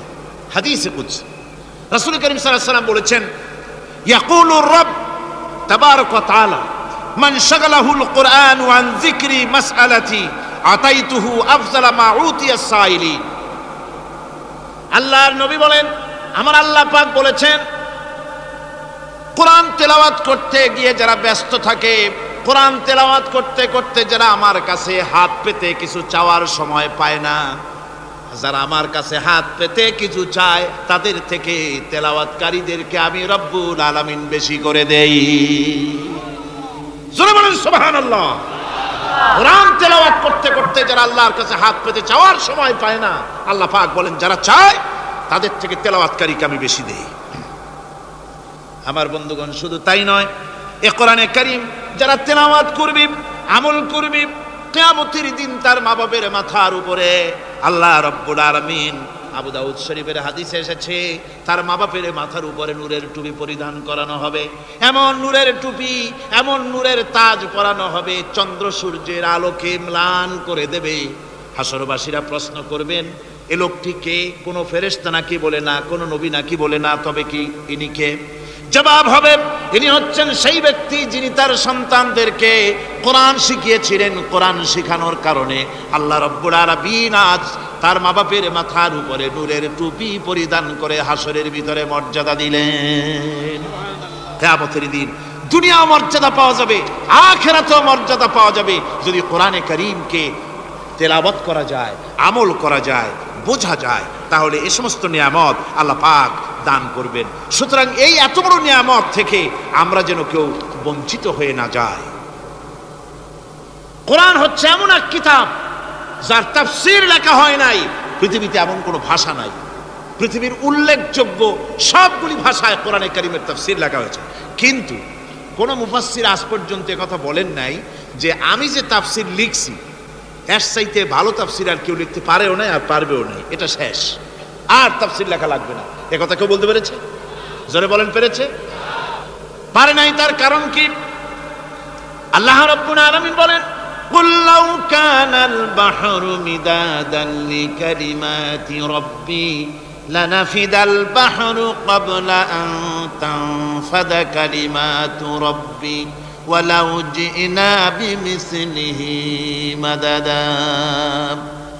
আল্লাহ পাক বলেন, নবী আপনি বলুন, আমার রবের কথাগুলি লেখার জন্য যদি সমুদ্রের পানিগুলি, সমুদ্রের সমস্ত পানিগুলি যদি কালিতে পরিণত হয়ে যায়, আর আমার রবের কথাগুলি যদি লেখা শুরু হয়ে যায়, আমার রবের কথাগুলি লেখার পূর্বে সমস্ত সমুদ্রের পানিগুলি শেষ হয়ে যাবে।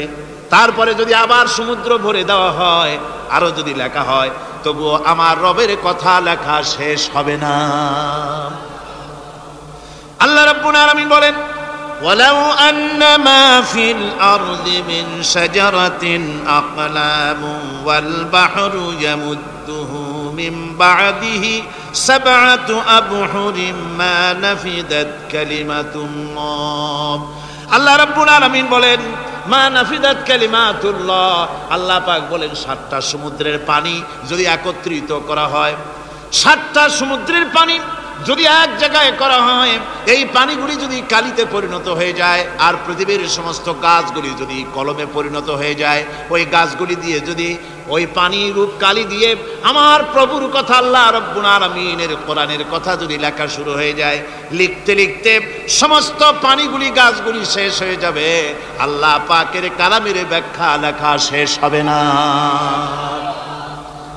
মা নাফিদাত কালিমাতুল্লাহ, আল্লাহর কথা লেখা শেষ হবে না। এত বড় বিরাট আজিম কিতাব আল্লাহ পাক আমাদেরকে দান করেছেন, সুবহানাল্লাহ পড়েন। এই কিতাবের এত বড় গুরুভার আল্লাহ রাব্বুল আলামিন বলেছেন, লাউ আনজালনা হাযাল কুরআনা আলা জাবালিন লারাআইতাহু খাশিআন মুতাসাদ্দিআন মিন খাশিয়াতিল্লাহ।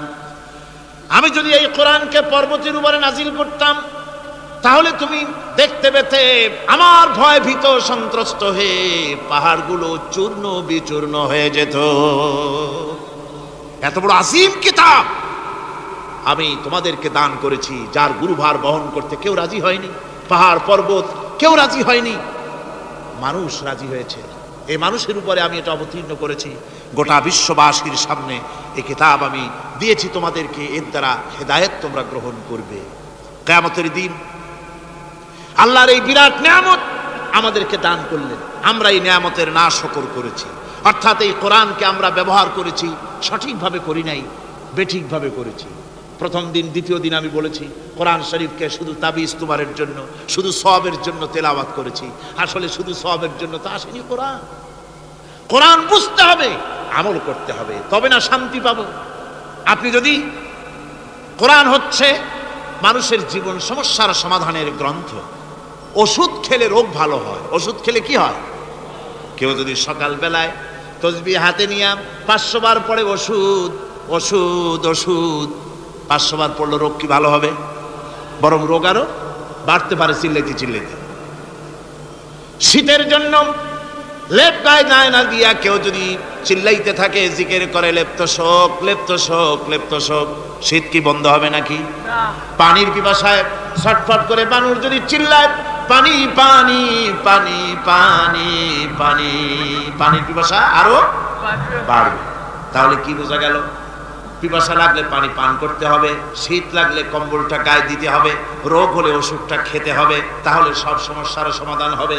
অনুরূপ ভাবে আমরা শুধু কোরআনে কারীমকে তেলাওয়াত করি সওয়াবের নিয়তে, তার হুকুমগুলি জীবনের উপরে আমল করি না বলে আজকের জীবন আমাদের বিপর্যস্ত হয়েছে। ব্যক্তিতে, পরিবারে, রাষ্ট্রে শান্তি নাই, কোথাও শান্তি নাই এই কারণে। আর কিয়ামতের দিন রাসূল আসামি করবেন তাদেরকে যারা কোরআন অমান্য করেছে। রাসূল হবেন বাদী। বাদী হবেন কে? যারা বলেন কে বাদী হবেন? রাসূল। আসামি হবে কারা? যারা কোরআন ছেড়ে দিয়েছে। আল্লাহ রাব্বুল আলামিন বলেন وقال الرسول يا رب إن قومي اتخذوا هذا القرآن مهجورا। কিয়ামতের দিন রাসূল আল্লাহর দরবারে ফরিয়াদ করবেন, আয় আমার রব, আয় আমার আল্লাহ তাআলা, এই সমস্ত লোকগুলি তোমার কালামকে, তোমার কোরআনকে অপ্রয়োজনীয় জিনিস বলে তারা পরিত্যাগ করেছিল। কোরআনকে অপ্রয়োজনীয় মনে করেছে, কোরআনের সাথে ঠাট্টা করেছে, বিদ্রুপ করেছে। কোরআন শিক্ষা ভিক্ষার ঝুলি, শেখার বুলি মনে করেছে। কোরআনের কোনো মূল্য দেয় নাই, কোরআনের কোনো দাম দেয়নি, কোরআনের সাথে ঠাট্টা করেছে, কোরআনের আইনের সাথে ঠাট্টা করেছে, বিদ্রুপ করেছে। আমাদের দেশে শিক্ষাবিদ, চিন্তাবিদ, বুদ্ধিজীবী নাম ধরনের নামধারী এক শ্রেণীর লোকেরা কোরআনের সাথে সরাসরি বেয়াদবি করেছে। আহমদ শরীফ বলেছে পরকাল নাই, আল্লাহ বলছেন পরকাল আছে। আর আহমদ তো না, ওটা কি? এই আহম্মক, সে বলেছে পরকাল নাই, বিবাহ মানি না, কবর আযাব মানি না, কিয়ামতের দিন বিচার হবে তাও মানি না, অস্বীকার করেছে। এটাকে নিয়ে ঠাট্টা করেছে। আহমদ শরীফ লিখেছেন নিজে যে আল্লাহ বলতে কেউ নাই, মানুষ তাকে চিন্তা করে সৃষ্টি করেছে, স্রষ্টা বলতে কেউ নাই। তারপরে আর একটা মেয়ে লোক,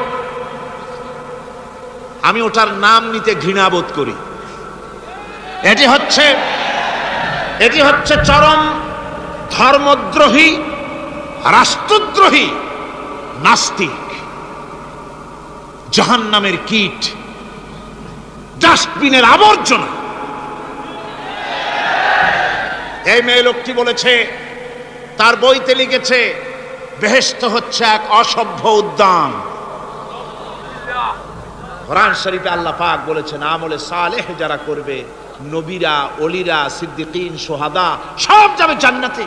আর সেই জান্নাতকে এই খাবিসা, এই নিকৃষ্ট ধর্মদ্রোহী, রাষ্ট্রদ্রোহী মহিলা, এই সে বলেছে বেহেশত হচ্ছে এক অসভ্য উদ্যান। পৃথিবীর অতৃপ্ত বহুগামী পুরুষেরা তাদের থাকার জায়গা হবে ওই বেহেশতের মধ্যে। যেরকম নাউজুবিল্লাহ। এই মেয়ে লোকটি সমগ্র নারী জাতির কলঙ্ক। ভারত, বাংলাদেশের শ্রেষ্ঠ শত্রু ভারত, এই শয়তানকে পয়সা দিয়া পুষতেছে। কলকাতায় দাওয়াত দিয়ে আনন্দ পুরস্কার দিয়েছে।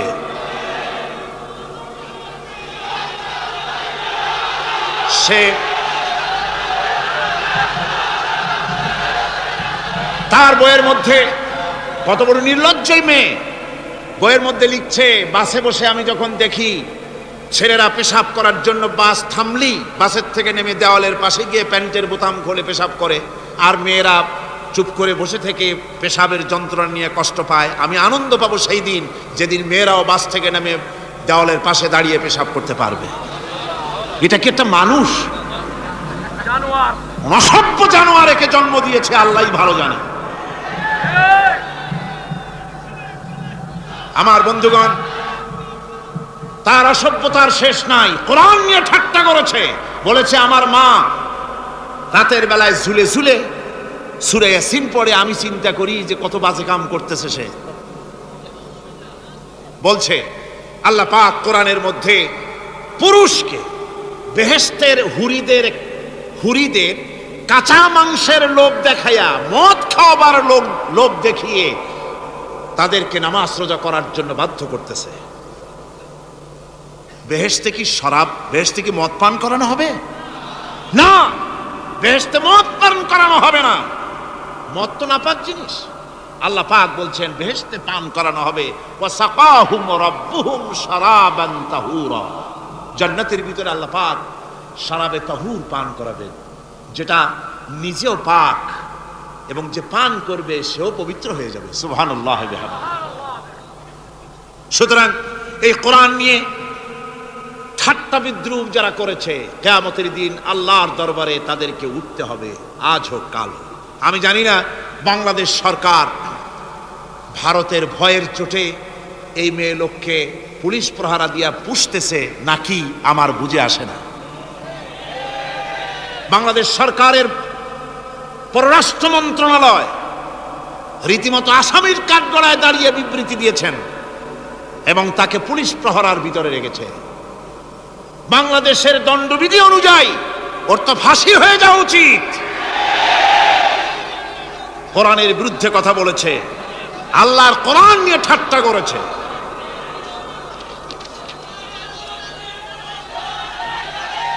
আমার বন্ধুগণ, কিয়ামতের দিন যখন এরা উপস্থিত হবে আল্লাহর দরবারে, আল্লাহ রাব্বুল আলামিন কোরআনের সাথে যারা ঠাট্টা করেছে, বিদ্রূপ করেছে, কোরআনের আইনকে নিয়ে যারা ঠাট্টা বিদ্রূপ মজাক উড়াইছে, কিয়ামতের দিন তাদেরকে বলা হবে ওয়াকিলাল ইয়াউমা নানসাকুম কামা নাসিতুম লিকা ইয়াউমিকুম হাযা। কিয়ামতের দিন আল্লাহ রাব্বুল আলামিন কোরআনের ঠাট্টাকারী, কোরআনের বিদ্রূপকারী, কোরআনের আইনের অমান্যকারীদেরকে বলবেন আমি আজকে তোমাদের ভুলে গেলাম, যেমন করে তোমরা এই দিনে আমার সঙ্গে সাক্ষাৎকারের কথা ভুলে গিয়েছিলে। তোমরা যেমন আমার আজকের এই কিয়ামতের দিনের কথা যারা ভুলে গিয়েছিলে, আজকে আমিও তোমাদেরকে ভুলে গেলাম। এরপরে কি হবে? ওয়া মাওয়াকুমুন নার ওয়া মা লাকুম মিন নাসিরিন। আল্লাহ পাক বলেন এরপরে এদের জায়গা হবে জাহান্নাম, আর এদের সাহায্যকারীও কেউ থাকবে না, জাহান্নামে চিরকাল থাকতে হবে। এটা এই জন্য যে তারা আল্লাহর কোরআনের সঙ্গে ঠাট্টা করেছে, বিদ্রূপ করেছে, কোরআনের আইন মানে নাই, কোরআনের আইনকে অমান্য করে চলেছে। এই জন্য কিয়ামতের দিন আল্লাহ রাব্বুল আলামিন তাদেরকে শাস্তি প্রদান করবেন। কোরআন পৃথিবীর বুকে আল্লাহ নাজিল করেছেন, শুধু তেলাওয়াত করবেন ঝুলে ঝুলে, এই জন্য নয়। কি জন্য নাজিল হলো? এবার উদ্দেশ্য শুনুন। আল্লাহ পাক বলেন আর রহমান আল্লামাল কোরআন। আল্লাহ রাব্বুল আলামিন তিনি হলেন এমন দয়াবান, এমন রহমান, যিনি কোরআন শিখালেন। কি কারণে শিখালেন? কোরআন নাজিলের উদ্দেশ্য কি? আল্লাহ পাক বলেন ইন্না আনজালনা ইলাইকাল কিতাবা বিল হাক্কি লিতাহকুমা বাইনান নাসি বিমা আরাকাল্লাহ। আল্লাহ পাক বলেন এই কিতাব আমি আপনার প্রতি অবতীর্ণ করেছি এই জন্যে যাতে করে আপনি আল্লাহর প্রদর্শিত এই বিধান অনুযায়ী মানুষের উপরে বিচার ফয়সালা করতে পারেন। মানুষের উপরে আইন চলবে আল্লাহ। কার আইন? জোরে বলেন কার আইন? আলা লাহুল খালক ওয়াল আমর। সৃষ্টি যার, আইন চলবে কার? আল্লাহ পাক বলেন এই জন্য নাজিল করলাম, কোরআন নাজিল করেছি যাতে করে কোরআনের আইন দিয়ে বিচার ফয়সালা করতে পারেন, সেই জন্যই কোরআন নাজিল করলাম। আসলে আল্লাহর নবীর এই পৃথিবীতে আগমনের উদ্দেশ্য ওটাই ছিল। হুয়াল্লাযী আরসালা রাসূলাহু বিল হুদা ওয়া দীনিল হক লিইয়ুযহিরাহু আলাদ দীনি কুল্লিহি ওয়া কাফা বিল্লাহি শাহীদা। আল্লাহ রাব্বুল আলামিন বলেন আমি আমার রাসূলকে দ্বীনে হক, সত্যের বিধান সহকারে দুনিয়ায় প্রেরণ করেছি। লিইয়ুযহিরাহু আলাদ দীনি কুল্লিহি আয় লিইয়ুগলিবাহু আলা সাইরিল আদিয়ান।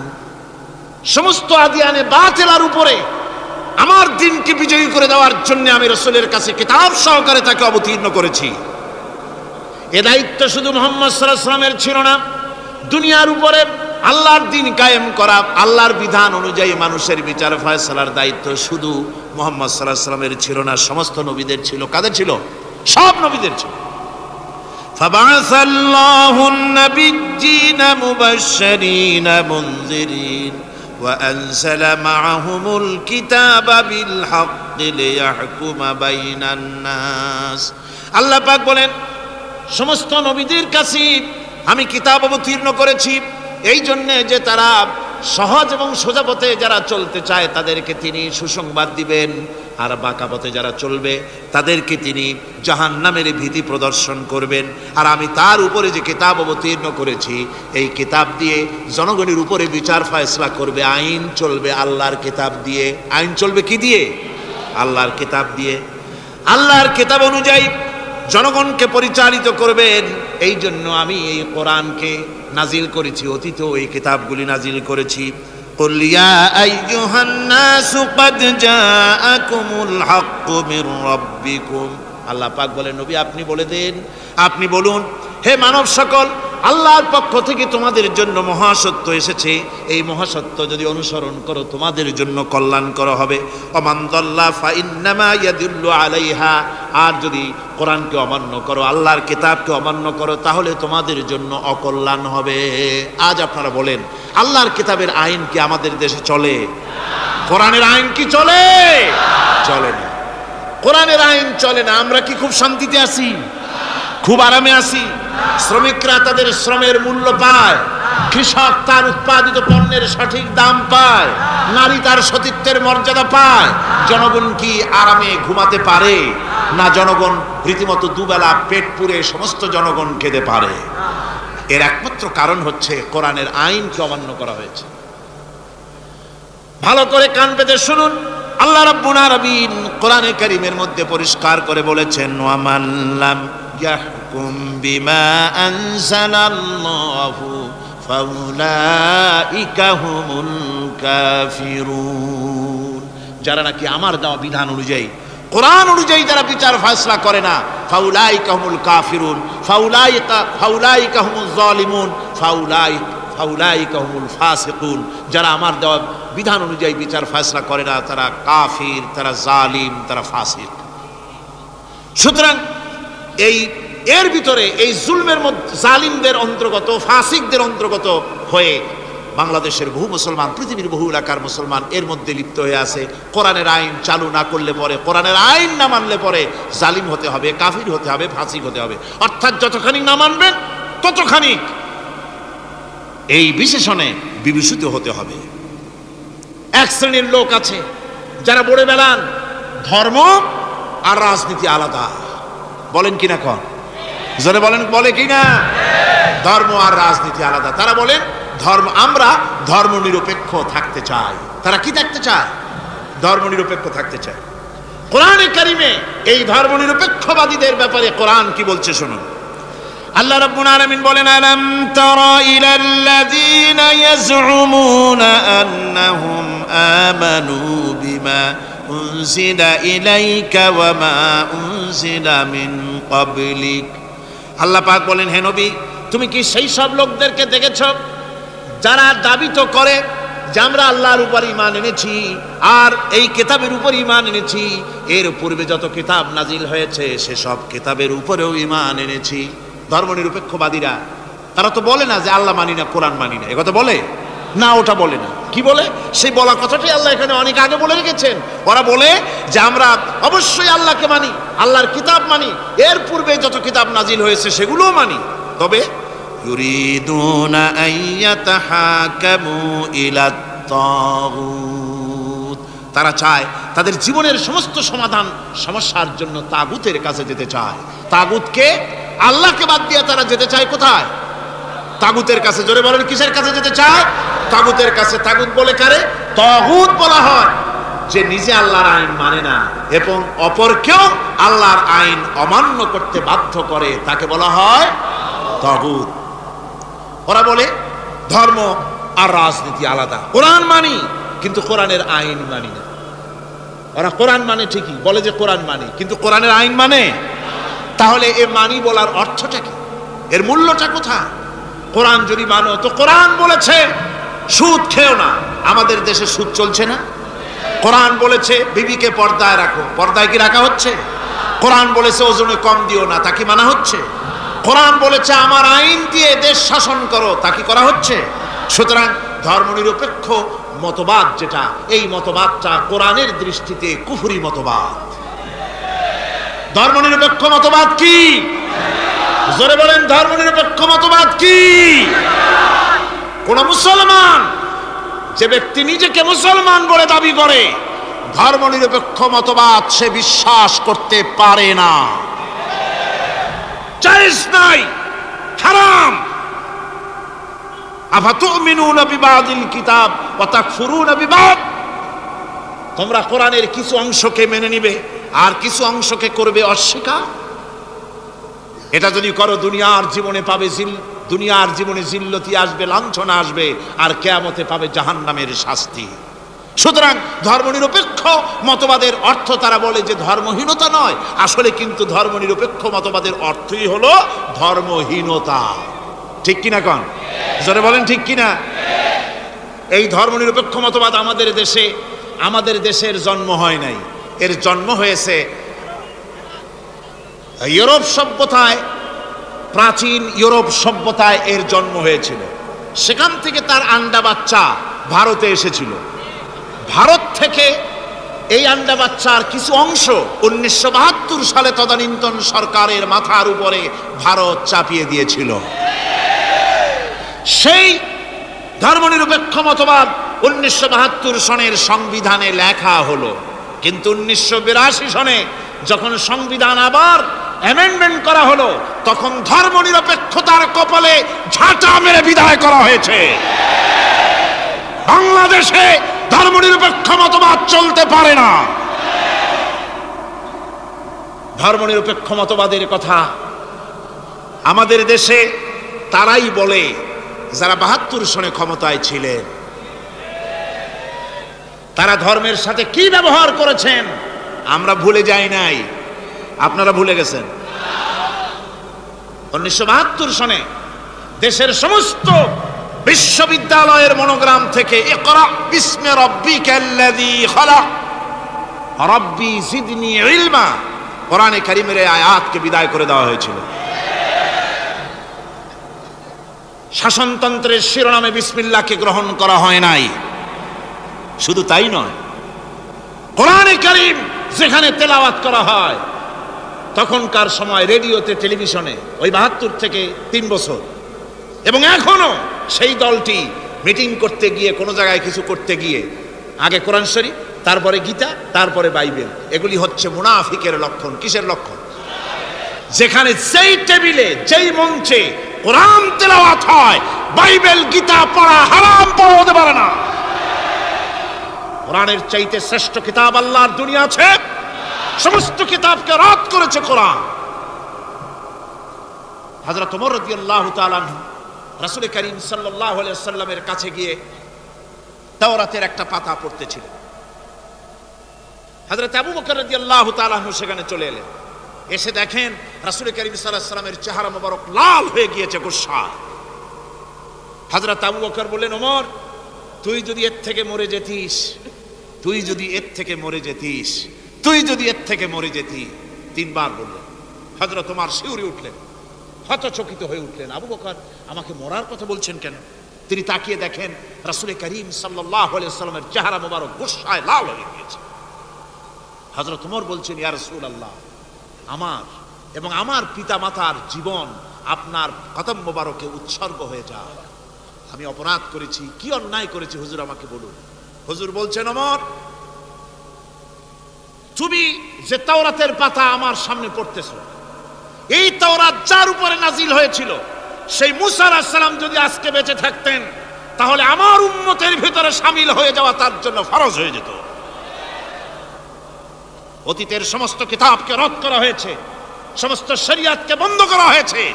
সুতরাং কোন মুসলমানের প্ল্যাটফর্মে যেখানে কোরআন তেলাওয়াত হয়, বেদ, বাইবেল, গীতা পড়া হারাম সেখানে। এই মুনাফিকরা তাও করে থাকে। আমার মুসলমান ভাইয়েরা, নজরুল ইসলাম কলেজের ইসলাম শব্দ বাদ দিয়ে নজরুল কলেজ করা হয়েছিল। সলিমুল্লাহ মুসলিম হলের মুসলিম শব্দ বাদ দিয়ে শুধু সলিমুল্লাহ হল করা হয়েছিল। তার মানে ধর্ম এদের কলিজায় আগুন জ্বালিয়ে দেয়। ইসলামের নাম বরদাস্ত হয় না, কোরআনের নাম বরদাস্ত হয় না। আর বরদাস্ত হয়নি বলেই আল্লাহ পাক তার ইন্তেকাম নিয়েছেন। আমার বক্তব্য হচ্ছে, কোরআনে কারীম পৃথিবীতে এসেছে শাসন করতে দুনিয়াকে। তার মধ্যে রয়েছে রাজনীতি, অর্থনীতি, সব কিছু। এই বিচার ফয়সালা কোরআন থেকে যারা গ্রহণ করে না, রাসূলকে যারা বিচারক মানে না, তাদের সম্পর্কে আল্লাহ পাক কি বলছেন শুনুন। ফালা ওয়া রাব্বিকা লা ইউমিনুনা হাত্তা ইউহাক্কিমুকা ফীমা শাজারা বাইনাহুম সুম্মা লা ইয়াজিদু ফি আনফুসিহিম হারাজাম মিম্মা কাদাইতা ওয়া ইউসাল্লিমু তাসলিমা। আল্লাহ রাব্বুল আলামিন বলেন, ফালা ওয়া রাব্বিক, কখনো নয় হে নবী, আপনার রবের কসম, কখনোই নয়, ওরা মুমিন নয় যারা নাকি তাদের জীবনের সব কিছুর ব্যাপারে যতক্ষণ পর্যন্ত আপনাকে বিচারক না মানে, আপনার দেওয়া ফয়সালাকে গ্রহণ না করে, এবং আপনি বিচার করার পর ফয়সালা দেওয়ার পরে এটার উপরে দ্বিধাহীন চিত্তে মেনে যতক্ষণ না নিবে, ততক্ষণ পর্যন্ত তারা যত ঈমানের দাবি করুক, তারা আসলে মুমিন না। এ ফতোয়া কার? এ ফতোয়া কার? আল্লাহ রাব্বুল আলামিনের ফতোয়া। কখনো মুমিন হতে পারবে না যারা রাসূলুল্লাহকে ফয়সালাকারী হিসেবে গ্রহণ না করবে, কোরআনকে সংবিধানের উৎস হিসেবে গ্রহণ না করবে। কোরআন এসেছে আইনের কিতাব হিসেবে পৃথিবীর মানুষকে পরিচালিত করার জন্য। আজ এই কোরআনের আইন যারা মানে সেখানে শান্তি পায়, কোরআন যেখানে মানে না সেখানে শান্তি হয় না। আল্লাহ পাক পরিষ্কার বলেছেন কোরআনের আইন মেনে চলো। আর যারা এই কোরআনকে অমান্য করবে তাদের শাস্তি কি হবে? আল্লাহ পাক বলেন, আল্লাযীনা কাযযাবু বিল কিতাবি ওয়া বিমা আরসালনা বিহি রুসুলানা ফাসাউফা ইয়ামালুন। আল্লাহ পাক বলেন, আমি যে কিতাব নাজিল করেছি, এই কিতাবকে যারা মিথ্যা মনে করে, কিতাবকে যারা অস্বীকার করে, কোরআনের আইন যারা মানে না, আমি যে রাসূলের উপরে যা নাজিল করেছি সেগুলির উপরে যারা ঈমান আনে না, এগুলিকে যারা মানে না, তাদের জন্য এর পরিণতি তারা খুব শীঘ্রই টের পাবে। খুব শীঘ্রই তাদেরকে এর পরিণতি দেওয়া হবে। কিয়ামতের দিন তাদেরকে আল্লাহ রাব্বুল আলামিন জাহান্নামে প্রবেশ করাবেন। কোরআনের অমান্যকারীদের জায়গা কোথায় হবে? কোথায় হবে তাদের জায়গা? জাহান্নামের ভিতরে হবে। সুতরাং আমরা কোথায় যেতে চাই? জাহান্নামে না জান্নাতে? বেহেশতে যদি যেতে চাই, দুনিয়ায় যদি শান্তি চাই এবং আখিরাতে যদি মুক্তি পেতে চাই, তাহলে আমাদেরকে কোরআনের আইনকে মানতে হবে। কিসের আইন মানা লাগবে? কোরআনের আইন মানতে হবে।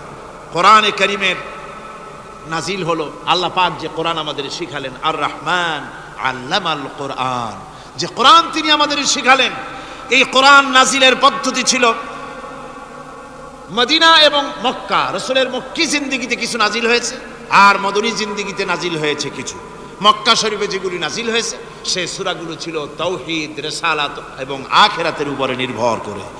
আর মদনী সূরা যেগুলি ছিল সেগুলি ফৌজদারি দণ্ডবিধি, উত্তরাধিকারী আইন, তারপরে যাকাত, ওসর, যুদ্ধ, সন্ধি, বন্দি, এরপরে রয়েছে স্বরাষ্ট্রনীতি, পররাষ্ট্রনীতি, অর্থনীতি, জীবন পরিচালনার সমস্ত বিধি আর ব্যবস্থা মদনী জিন্দেগির সূরাগুলিতে, অবতীর্ণ সূরাগুলিতে আল্লাহ রাব্বুল আলামিন নাজিল করেছেন। কোরআন শরীফ মানুষের সকল সমস্যার সমাধান দিয়েছে। এখানে আমি এখন তার কিছু নমুনা পেশ করছি আপনাদের সামনে, আপনাদের বোঝার জন্য যে কোরআন, অনেকে বলে যে কোরআনের তাফসীরের ভেতরে রাজনীতির আলোচনা হয়। রাজনীতি সেইটুক করি যেটুকুন আল্লাহ কোরআনে করেছেন। জোরে কোন আলহামদুলিল্লাহ। এর থেকে বাড়াই কিছু বলি নাকি? না। কোরআন যেটুকুন করেছে, রাসূলুল্লাহ যেটুকুন করেছে, একজন মুসলমান হিসাবে তা করা আপনার আমার জন্য কি? সুন্নত, নফল। ওইটা করা কি? জোরে কোন। এটা করা আমাদের জন্য ফরজ। সেই জন্য আমি কিছু নমুনা পেশ করছি আপনাদের সামনে, বুঝতে পারবেন যে কোরআন শুধু নামাজের কথা নিয়ে আসে নাই। কোরআনের মধ্যে আয়াত সংখ্যা কত? ৬,৬৬৬। এটা ঠিক না, কিছু কম আছে। ৬,০০০ কয়েক শত, ভালো করে গুনে দেখা দরকার।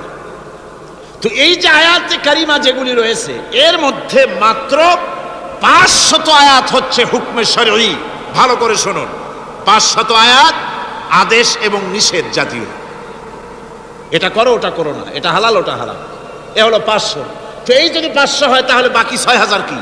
বাকি ৬,০০০ ইতিহাস, দর্শন, বিজ্ঞান, রাজনীতি, অর্থনীতি, সমাজনীতি, উত্তরাধিকারী আইন, পররাষ্ট্রনীতি, স্বরাষ্ট্রনীতি, মানুষের জীবনে যা দরকার, ইহকাল, পরকাল, কবর, হাসর, মিজান, সিরাত, জান্নাত, জাহান্নাম, এসব কিছু আল্লাহ পাক বাকি হাজার হাজার আয়াতের মধ্যে বলেছেন।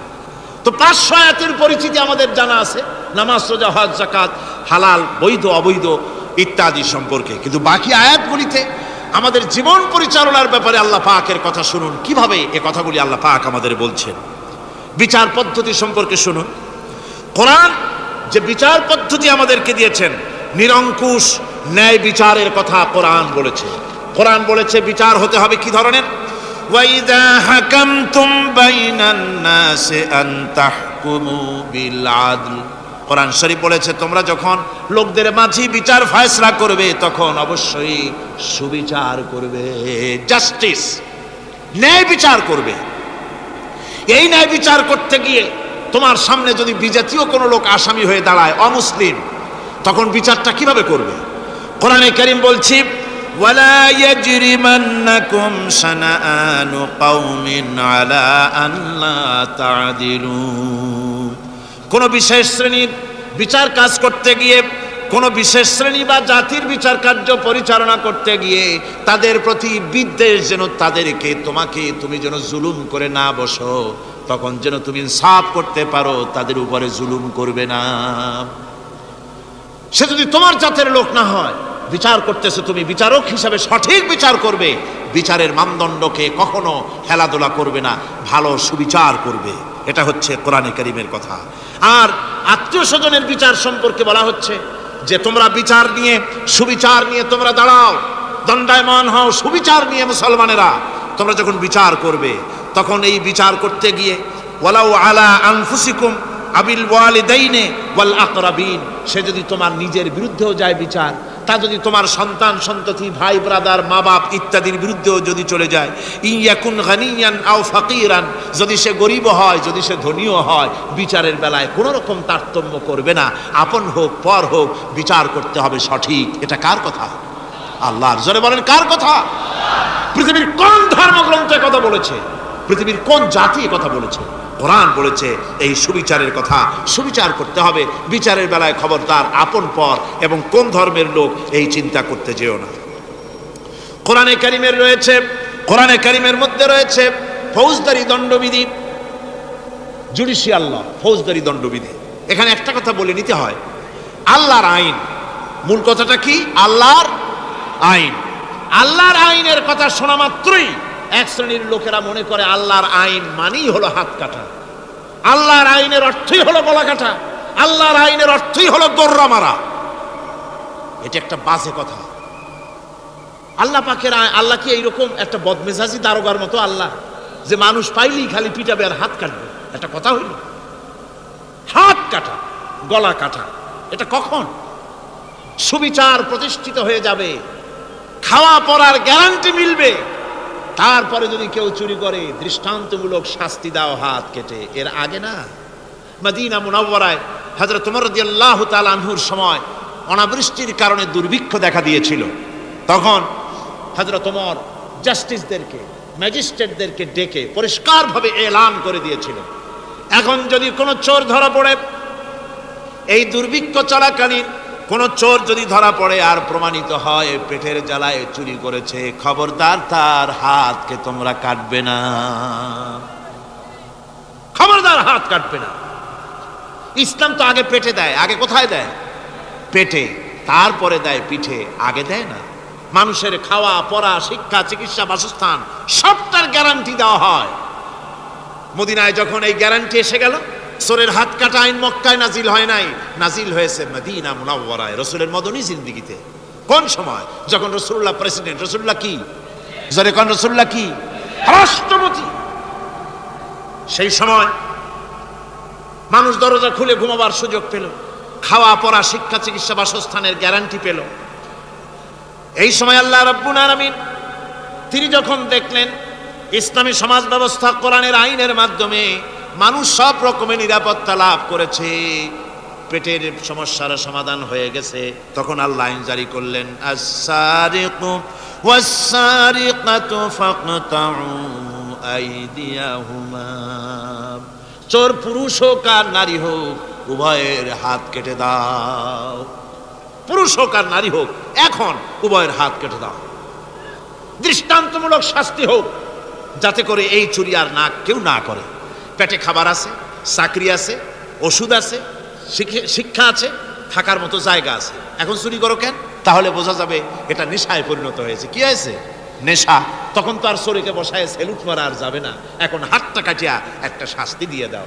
আমাদের দেশে কিন্তু চোরের হাত কাটা আইনের ব্যাপারে কোনো চোরেরা আজ পর্যন্ত মিছিল করে না। বাংলাদেশের কোন ছোট ছোট চোর, যেমন তাল চোর, বেল চোর, কচু চোর, ছাতি চোর, জুতা চোর, আরো যত ছোট ছোট চোর, এই সব চোরেরা কি কোনোদিন মিছিল করেছে যে চোরের হাত কাটা আইন মানি না, মানবো না? বলেছে কেউ? বলে। কিন্তু এই আইনের বিরুদ্ধে সোচ্চার কারা? কোন চোরেরা? নিশ্চয়ই ছোট চোরেরা না, বড় চোর, যারা তাল বেল চুরি করে না, বরং কলমের খোঁচা দিয়া সরকারের, জনগণের লক্ষ কোটি কোটি টাকা পকেটস্থ করেন মেহেরবানি করে। ওই সব তারা মনে করেন যদি এই আইন চালু হয়ে যায় তাহলে তালচোর বেলচোরের তো কোনো ক্ষতি নাই, ইসলামী রাষ্ট্র চালু হলে পরে তো সকলের পেটে ভাত আসবে, ওই তাল বেল আর চুরি করা লাগবে না, তাদের তো সুবিধা। কিন্তু মুসিবতটা তো আমাদের হবে। বেশি খাইয়া খাইয়া জিব্বা পুরু হয়ে গেছে, এখন ওই বেশি খাইতে না পারলে বদভ্যাস চালু হয়ে যাবে। চুরি করতে যখন যাইবে তখন এই আইন তো বিসমিল্লাহ হবে আমাদের দিয়া। এই জন্য ওনারাই বিরোধিতা করেন চরমভাবে। আর ইসলামের সব আইনের সাথে বিরোধিতা করার জন্যে বাংলাদেশে যতগুলি পত্রিকা বেরিয়েছে তার মধ্যে শীর্ষস্থানে রয়েছে ভারতের রায়ের টাকায় পরিচালিত নিকৃষ্ট আবর্জনা পত্রিকা আজকের কাগজ। ওই কাগজে, এই কাগজের একটা প্রবন্ধ লেখা হয়েছে আজ। সেই প্রবন্ধে লেখা হয়েছে ধর্মভিত্তিক রাজনীতি এমনি এমনি নিষিদ্ধ করা যাবে না, সম্ভব হবে না, এটাকে একেবারে গোড়া থেকে উপড়ে ফেলে দিতে হবে। মাওবাড়ির আবদার, ভারতের টাকা নিয়ে লাফালাফি করছে আজকে তারা। বাংলাদেশ থেকে ধর্মভিত্তিক রাজনীতি নিষিদ্ধ ঘোষণার জন্য পায়তারা চালাচ্ছে এই পত্রিকার মাধ্যমে।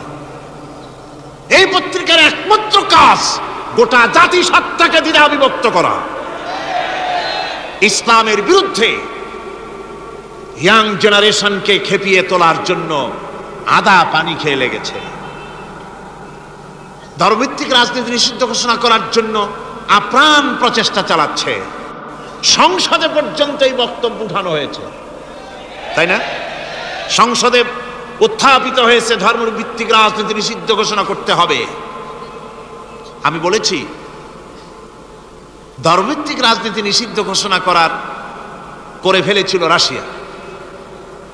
রাশিয়ার যেই পার্লামেন্টে বসে ধর্মভিত্তিক রাজনীতি নিষিদ্ধ ঘোষণা করা হয়েছিল, যে পার্লামেন্টের ঘোষণার বলে লক্ষ লক্ষ মুসলমানদেরকে জবাহ করা হয়েছে রাশিয়ায়, যে পার্লামেন্টের ঘোষণার বলে মসজিদ মাদ্রাসা ভেঙে চুরি একাকার করে দেওয়া হয়েছিল রাশিয়ায়, যেই পার্লামেন্টে বসে আলেম ওলামা পীর দরবেশদেরকে হত্যা করার জন্য নির্দেশ দেওয়া হয়েছিল রাশিয়ার যে পার্লামেন্ট থেকে, সেই দেশ আজ আর আস্ত নাই, দেশটা টুকরা টুকরা হয়ে গিয়েছে।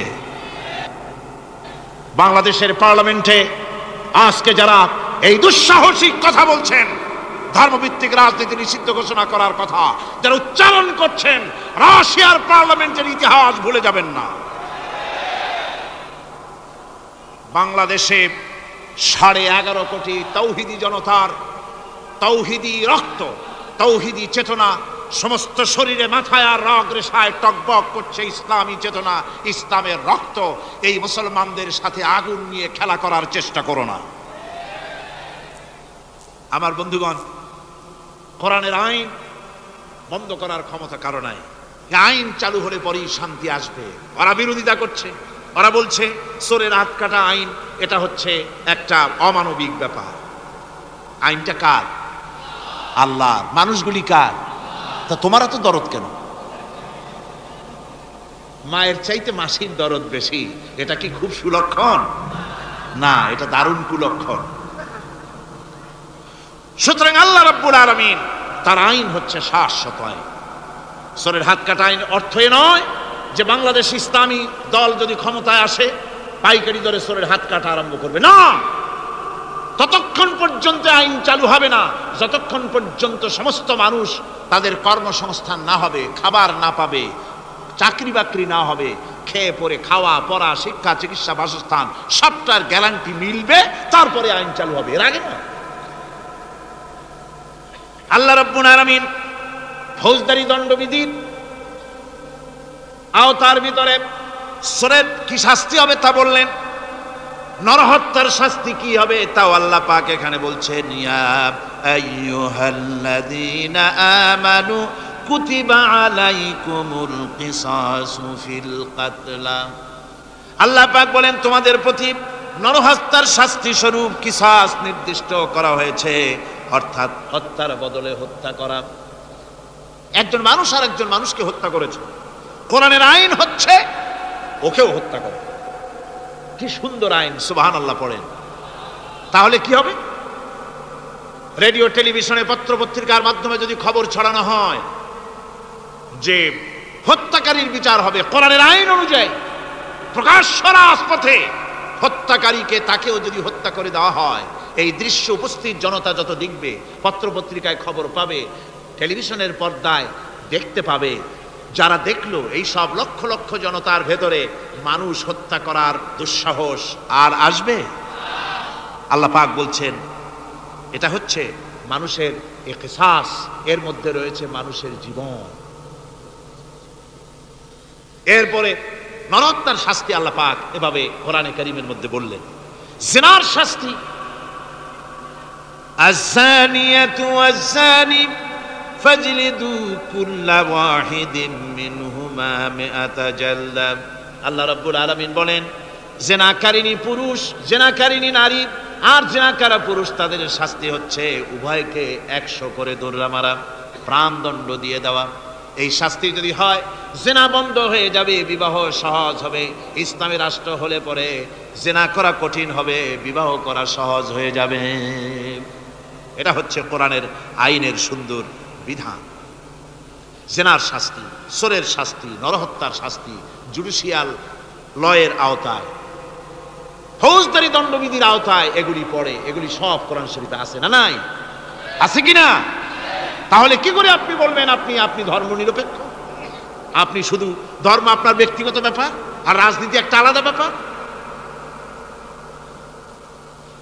এবারে আল্লাহ রাব্বুল আলামিন মদ পান সম্পর্কে, যারা মদ পান করবে, জুয়া খেলবে যারা, তাদের সম্পর্কে মদ্যপায়ীদের ব্যাপারে আল্লাহ পাক বলছেন, ইন্নামাল খামরু ওয়াল মাইসিরু ওয়াল আনসাবু ওয়াল আজলামু রিজসুম মিন আমালিশ শাইতানি ফাজতানিবুহু। আল্লাহ পাক বলেন নিঃসন্দেহে মদ, জুয়া এবং পাশা, এই সমস্ত খেলাকে, এই সমস্ত জিনিসকে নাপাক ঘোষণা করা হয়েছে। এগুলি সব হতেছে শয়তান কর্তৃক উদ্ভাবিত নোংরা কাজ। এগুলি শয়তানের কাজ। মদ আর জুয়া কার কাজ? জোরে বলেন কার কাজ?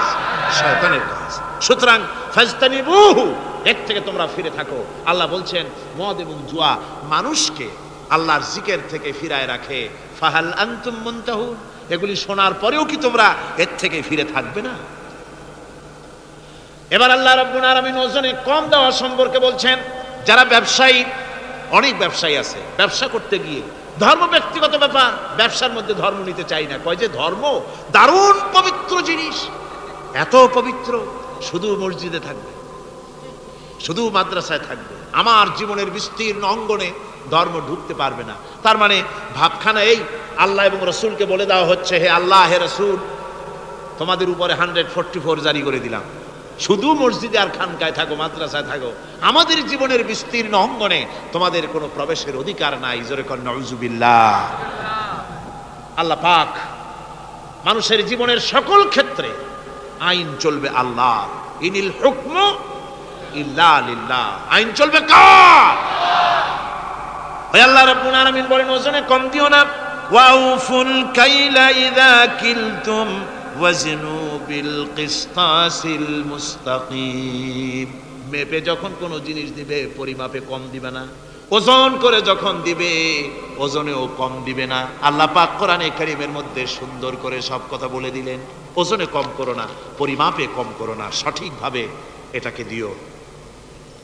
এতিমের মাল সম্পর্কে কোরআন বলছে, ওয়ালা তাকরাবু মালাল ইয়াতীমি ইল্লা বিল্লাতী হিয়া আহসান। এতিমের মাল ভক্ষণ করা তো দূরের কথা, এর নিকটবর্তী হয় না। তবে হ্যাঁ, এতিম বয়সপ্রাপ্ত হওয়া পর্যন্ত যদি আমানত রাখো সেটা ভিন্ন কথা, কিন্তু এতিমের মালকে ভক্ষণ করো না অবৈধভাবে। এতিমের মালের সুরক্ষার জন্য আল্লাহ পাক বলে দিলেন। অশ্লীলতা সম্পর্কে, আজকে সমাজে অশ্লীলতা চলছে, বেহায়ামি, নগ্নতা চলছে, এ সম্পর্কে আল্লাহ পাক বলছেন, কুল ইন্নামা হাররামা রাব্বিয়াল ফাওয়াহিশা মা যাহারা মিনহা ওয়া মা বাতান। আল্লাহ পাক বলেন, হে নবী আপনি বলে দেন, আমার প্রভু নিঃসন্দেহে প্রকাশ্য এবং অপ্রকাশ্য সব রকমের নির্লজ্জতা এবং পাপাচারকে নিষিদ্ধ ঘোষণা করেছেন, হারাম করে দিয়েছেন। প্রকাশ্য এবং অপ্রকাশ্য সব রকমের পাপাচারকে, নির্লজ্জতাকে আল্লাহ পাক নিষেধ করেছেন। আজকে আমাদের দেশের টেলিভিশনে যে সমস্ত নির্লজ্জ বিজ্ঞাপন দেওয়া হয়, নারীর দেহের যে সৌন্দর্য প্রদর্শনী করা হয়, এ কি কোনো মুসলমান দেশের করা উচিত? কোন মুসলমানদের জন্য এটা কি বৈধ? আজ নির্লজ্জতা, বেহায়ামি ছড়িয়ে পড়ছে চতুর্দিকে। আল্লাহ পাক নিষেধ করছেন, হারাম করে দিয়েছেন। প্রকাশ্য অপ্রকাশ্য সব রকমের নির্লজ্জতা আল্লাহ পাক হারাম করেছেন। সুদ সম্পর্কে আল্লাহ পাক বলছেন, ওয়াহাল্লাল্লাহুল বাইআ ওয়া হাররামার রিবা। আল্লাহ পাক বলেন, আমি সুদকে হারাম করেছি আর ব্যবসাকে করেছি হালাল। ব্যবসা করো, ব্যবসার মধ্যে বরকত আসবে। সুদ নিও না, সুদ দিও না। আজকে সুদের প্রচলন চলছে। আল্লাহর আইন না থাকার কারণে এমন একটা জঘন্য ধরনের অপরাধ আমার জাতি করছে, সুদের মতো নিকৃষ্ট পাপের সাথে গোটা জাতি জড়ায় গেছে। ঠিক কিনা কর? সুদ খাওয়া এবং দেওয়া কি? জোরে বলেন কি? এই সুদের মধ্যে রয়েছে 70টি গুনাহ। তার ছোট্ট গুনাহ হলো নিজের মাকে নেকাহ করা। জোরে কর নাউযুবিল্লাহ। এই মারাত্মক গুনাহ গোটা জাতি জড়িয়ে আছে। এই জন্যে আলহামদুলিল্লাহ, আল্লাহ শুকর আদায় করি যে এখন বাংলাদেশে ইসলামী ব্যাংক চালু হয়েছে, সুদমুক্ত ইসলামী ব্যাংকিং বাংলাদেশে চালু হয়েছে। কোন আলহামদুলিল্লাহ। এতদিন সুদী ব্যাংকে লেনদেন করেছেন, তার না হয় একটা জবাব দিতে পারবেন কিয়ামতের দিন যে আল্লাহ, সুদমুক্ত ব্যাংক ছিল না, করবোটা কি? এই টাকা পয়সা নিয়ে বিপদে পড়ে গেছিলাম, চোরে নেবে, ডাকাতে নেবে, জীবন যাবে, তাই সুদী ব্যাংকে পয়সা রাখছিলাম। হয়তো একটা জবাব, খোড়া অজুহাত খাড়া করতে হয়তো বা পারবেন। কিন্তু সুদমুক্ত ব্যাংক চালু হওয়ার পর সুদী ব্যাংকের সাথে যারা লেনদেন করছেন আর নামাজ রোজাও করছেন, কি জবাব দেবেন কোন কিয়ামতে? নামাজে রক্ত হয়ে গেছে, উজুর পানি নাই, কি করবেন? নামাজ ছেড়ে দেবেন? কি করবেন? তায়াম্মুম করবেন। তায়াম্মুম করে নামাজের মুসল্লায় দাঁড়িয়ে গেছেন, এমন সময় উজুর পানির খবর এসে গেছে, কি হবে? তায়াম্মুম থাকবে না, ছুটে যাবে। ইসলামী ব্যাংক ছিল না বলে সুদী ব্যাংকগুলিকে তায়াম্মুমের মতো ব্যবহার করেছেন, কিন্তু ইসলামী ব্যাংক এসে গেছে, উজুর পানি এসে গেছে। এখন যদি সুদী ব্যাংকের সঙ্গে লেনদেন চালু রাখেন, মনে রাখবেন অবশ্যই কিয়ামতের দিন আল্লাহর দরবারে আসামির কাঠ গড়ায় দাঁড়াতে হবে। সুদের টাকা দিয়া গার্মেন্টস ফ্যাক্টরি করা হচ্ছে। উদ্বোধনের দিনে মৌলভী সাহেব, তাও পাওয়া যায়, অসুবিধা হয় না। মিলাদের দাওয়াত হয়েছে, কোন টাকা দিয়ে বানাইছে তা জানার দরকার কি? কিছু পয়সা তো হবে। মিলাদ পড়তে গেলেন, কোরআন তেলাওয়াত করলেন, দোয়া করলেন, বরকতের জন্য দোয়া করলেন। কোন জায়গায় বসে তেলাওয়াত করলেন আপনি? কার নামে দরুদ পড়লেন? কোন জায়গায় পড়লেন যে সুদের টাকা দিয়ে ঘরটা তৈরি হলো, আল্লাহর সাথে বাগাওয়াত করা হলো? আবার সেখানে সাইনবোর্ড লাগায়, হাযা মিন ফাদলি রাব্বি, এটা আমার প্রভুর অনুগ্রহ। নাউযুবিল্লাহ, প্রভুর অনুগ্রহ সুদের টাকা দিয়ে ঘর বানানো। কবি বলছেন, ये इमारत बनी है सूद से आए मेरे मुरब्बी, ये इमारत बनी है सूद से आए मेरे मुरब्बी, और उस पे लिखा है हादा मिन फضل रब्बी। এই বিল্ডিং তৈরি হয়েছে সুদের টাকা দিয়ে। আর কি ভাগ্যের বিড়ম্বনা, কি পরিহাস! সেই সুদের টাকার বিল্ডিং এর উপরে লেখা হচ্ছে হাযা মিন ফাদলি রাব্বি, এটা আমার আল্লাহর অনুগ্রহ। নাউযুবিল্লাহি মিন যালিক। কোরআন তেলাওয়াত করে উদ্বোধন করা হচ্ছে, দরুদ পড়ে উদ্বোধন করা হচ্ছে না, আল্লাহর সাথে বাগাবত করা হচ্ছে। সুতরাং আল্লাহ পাক বলছেন আমি সুদকে হারাম করেছি, ব্যবসাকে করেছি হালাল। এই সুদ থেকে যদি না ফেরো, ফাইন লাম তাফআলু ফাযানু বিহারবিন মিনাল্লাহি ওয়া রাসূলি। আল্লাহ রাব্বুল আলামিন বলেন যদি এই সুদ থেকে না ফেরো, যদি এই সুদ থেকে বিরত না থাকো, তাহলে আমি আল্লাহ এবং আমার রাসূলের পক্ষ থেকে যুদ্ধের ঘোষণা রইল। পারবেন? আল্লাহ রাসূলের সাথে যুদ্ধ করতে পারবেন? নাউযুবিল্লাহি মিন যালিক। কি মানুষের পক্ষে সম্ভব? সুদ সম্পর্কে আল্লাহ ঘোষণা করলেন কোরআনে কারীমের মধ্যে। এবার ধনী এবং গরিব সম্পর্কে, ধনী আর গরিবের ভিতরে সম্পর্কটা কেমন হবে আল্লাহ পাক কোরআনে কারীমের মধ্যে বলে দিলেন ওয়াফি আমওয়ালিহিম হাক্কুল লিসাইলি ওয়াল মাহরুম। আল্লাহ রাব্বুল আলামিন বলছেন ও ধনীরা, তোমাদের সম্পদের ভেতরে গরিবদের অধিকার আছে, সে অধিকার আদায় করে দাও।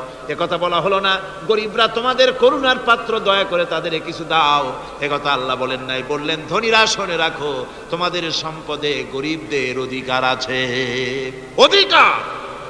অধিকার তাদের ফিরিয়ে দাও। এরপরে আল্লাহ পাক বললেন কাইলা ইয়াকুনা দুলাতাম বাইনাল আগনিয়াই মিনকুম, তোমাদের সম্পদগুলি যেন তোমাদের ধনশালী লোকদের হাতে যেন পুঞ্জীভূত না হয়ে যায়। দেশের সমস্ত সম্পদ গুটি কতক লোকের হাতে যেন পুঞ্জীভূত না হয়, বরং তা যাকাত, ফিতরা, সাদকা, এককালীন দান ইত্যাদির মাধ্যমে জনগণের কাছে যেন তা পৌঁছে যায়, এক জায়গায় যেন পুঞ্জীভূত হয়ে না থাকে। এভাবে করে আল্লাহ পাক মানুষের জীবনের সাথে সম্পৃক্ত কথাগুলি বলছেন। রাষ্ট্র ব্যবস্থা সম্পর্কে বলছেন ওয়া আমরুহুম শুরা বাইনাহুম, রাষ্ট্র পরিচালনা করতে গিয়ে তাদের সাথে পরামর্শ ভিত্তিক রাষ্ট্র চালাও, স্বৈরাচার হয়ে ক্ষমতায় বসে থেকো না, ইচ্ছে মাফিক দেশ চালায়ও না, ডিক্টেটর হয়েও না, পরামর্শ ভিত্তিক দেশ পরিচালনা করো। এভাবে করে আল্লাহ রাব্বুল আলামিন রাষ্ট্রপ্রধানকে বললেন ওয়াসাবিরুহুম ফিল আমর, প্রত্যেকটি ব্যাপারে, রাষ্ট্রের সব ব্যাপারে তাদের সঙ্গে পরামর্শ করে নাও, পরামর্শ সবার সঙ্গে পরামর্শ করে পরামর্শের ভিত্তিতে কাজ করো, এমনি স্বৈরাচার হিসাবে কাজ করো না। কোরআন প্রবর্তিত সমাজ সকল নাগরিকের মৌলিক অধিকারের গ্যারান্টি দিয়েছে, জোরে কোন সুবহানাল্লাহ। এখন আমি যে কথাগুলি বলবো, এই কথাগুলি শুধু মুসলমানদের জন্য নয়, হিন্দু, মুসলমান, খ্রিস্টান, বৌদ্ধ, নারী, পুরুষ, সাদা, কালো, বর্ণ, ভাষা, দল, মত নির্বিশেষে সমস্ত মানুষের জন্য নাগরিক অধিকারের গ্যারান্টি দিচ্ছে কে? আল্লাহ পাক। জোরে বলেন কে দিচ্ছেন? আল্লাহ পাক। আল্লাহ পাক জীবনের নিরাপত্তা দিচ্ছেন। কোরআনের আইন যদি চালু হয়, নাগরিকদের জীবনের নিরাপত্তা লাভ হবে, জোরে কোন সুবহানাল্লাহ। কিভাবে হবে? আল্লাহ রাব্বুল আলামিন বলেন ওয়ালা তাকতুলুন নাফসাল্লাতী হারামাল্লাহু ইল্লা বিল হক। আল্লাহ পাক বলছেন যে জীবনকে আল্লাহ হারাম সম্মানী করেছেন, ন্যায় ব্যতীত তাকে খবরদার হত্যা করো না। মানুষকে হত্যা করো না, খবরদার হত্যা করো না। আল্লাহ পাক হত্যা নিষিদ্ধ ঘোষণা করে দিলেন আর বললেন মান কাতালা নাফসান বিগাইরি নাফসিন আও ফাসাদিন ফাকান্নামা কাতালান নাস জামিআ। কেউ যদি কোন নরহত্যা এবং বিপর্যয় সৃষ্টি করে, কোন অপরাধ ছাড়া যদি কেউ কোন নির্দিষ্ট অভিযোগ তাকে হত্যার শাস্তি দেওয়া যায় কোরআন অনুযায়ী, এরকম ছাড়া যদি অন্যায়ভাবে কেউ কাউকে হত্যা করে, তাহলে একটা লোক হত্যা করা নয়, একটা মানুষ হত্যা করার অর্থ হলো গোটা বিশ্বের সমস্ত মানুষকে হত্যা করা। কে বলছেন এ কথা? আল্লাহ পাক বলছেন। আর একটা মানুষকে যদি বাঁচায় দেওয়া যায়, তাহলে সে যেন গোটা পৃথিবীর সমস্ত মানুষকে বাঁচায় দিল। এ কথা কে বললেন? আল্লাহ সুবহানাহু ওয়া তাআলা বলেছেন। এরপরে নরহত্যা যারা করবে তাদের জন্য রয়েছে শাস্তি। কি শাস্তি? আল্লাহ পাক বলছেন ওমান ইয়াকতুল মুমিনান মুতাআম্মিদান ফাজাযাউহু জাহান্নাম খালিদান ফিহা ওয়াগাদিবাল্লাহু ওয়া লা'নাহু ওয়া আ'আদ্দা লাহু আযাবান আযীমা। আল্লাহ পাক বলছেন ওমাইয়াকতুল মুমিনান মুতাআম্মিদান, যে ব্যক্তি কোনো মুমিনকে ইচ্ছে করে হত্যা করলো ফাজাযাউহু জাহান্নাম, তার শাস্তি কি? যারা বলেন শাস্তি কি? খালিদ, সেই জাহান্নামে চিরকাল তাকে থাকতে হবে। ওয়া গাদিবাল্লাহ ওয়া লানাহু, আর তার উপরে আল্লাহর গজব, আল্লাহর লানাত, চিরকাল এই শাস্তি তাকে জাহান্নামে ভোগ করতে হবে। এই কথাগুলি না জানার কারণেই আজকে কলেজ বিশ্ববিদ্যালয়গুলিতে মানুষ হত্যা চলছে পাখি হত্যার মতোই, ঠিক কিনা কন? বিশ্ববিদ্যালয়গুলিতে কলেজগুলিতে মায়ের কোল খালি করা হচ্ছে, পিতাকে কাঁদানো হচ্ছে, কত আশা করে ছেলে পাঠানো হয় কলেজ ইউনিভার্সিটিতে, আর সেখানে সামান্য নিজের দলের প্রাধান্য বিস্তার করার জন্য পরমা সহিষ্ণুতা নাই, সমানে হত্যা করা হচ্ছে। এভাবে হত্যা করা হচ্ছে রাজশাহীতে, হত্যা করা হচ্ছে ঢাকায়, চট্টগ্রামে, খুলনায়। আপনারা অবাক হবেন, খুলনায় যেভাবে হত্যা করল একজন নেতৃস্থানীয় ব্যক্তি, তিনি খুলনায় গিয়ে বললেন আমি লাশ চাই, লাশ চাই। তার উপস্থিতিতে ইসলামী ছাত্র শিবিরের দৌলতপুর বিএল কলেজের জিএস আব্দুল হালিম মুন্সি মসজিদে নামাজ পড়তে গিয়েছে, সেই অবস্থায় তাকে মসজিদের ভিতরে গুলিবিদ্ধ করেছে। জান বাঁচাবার জন্য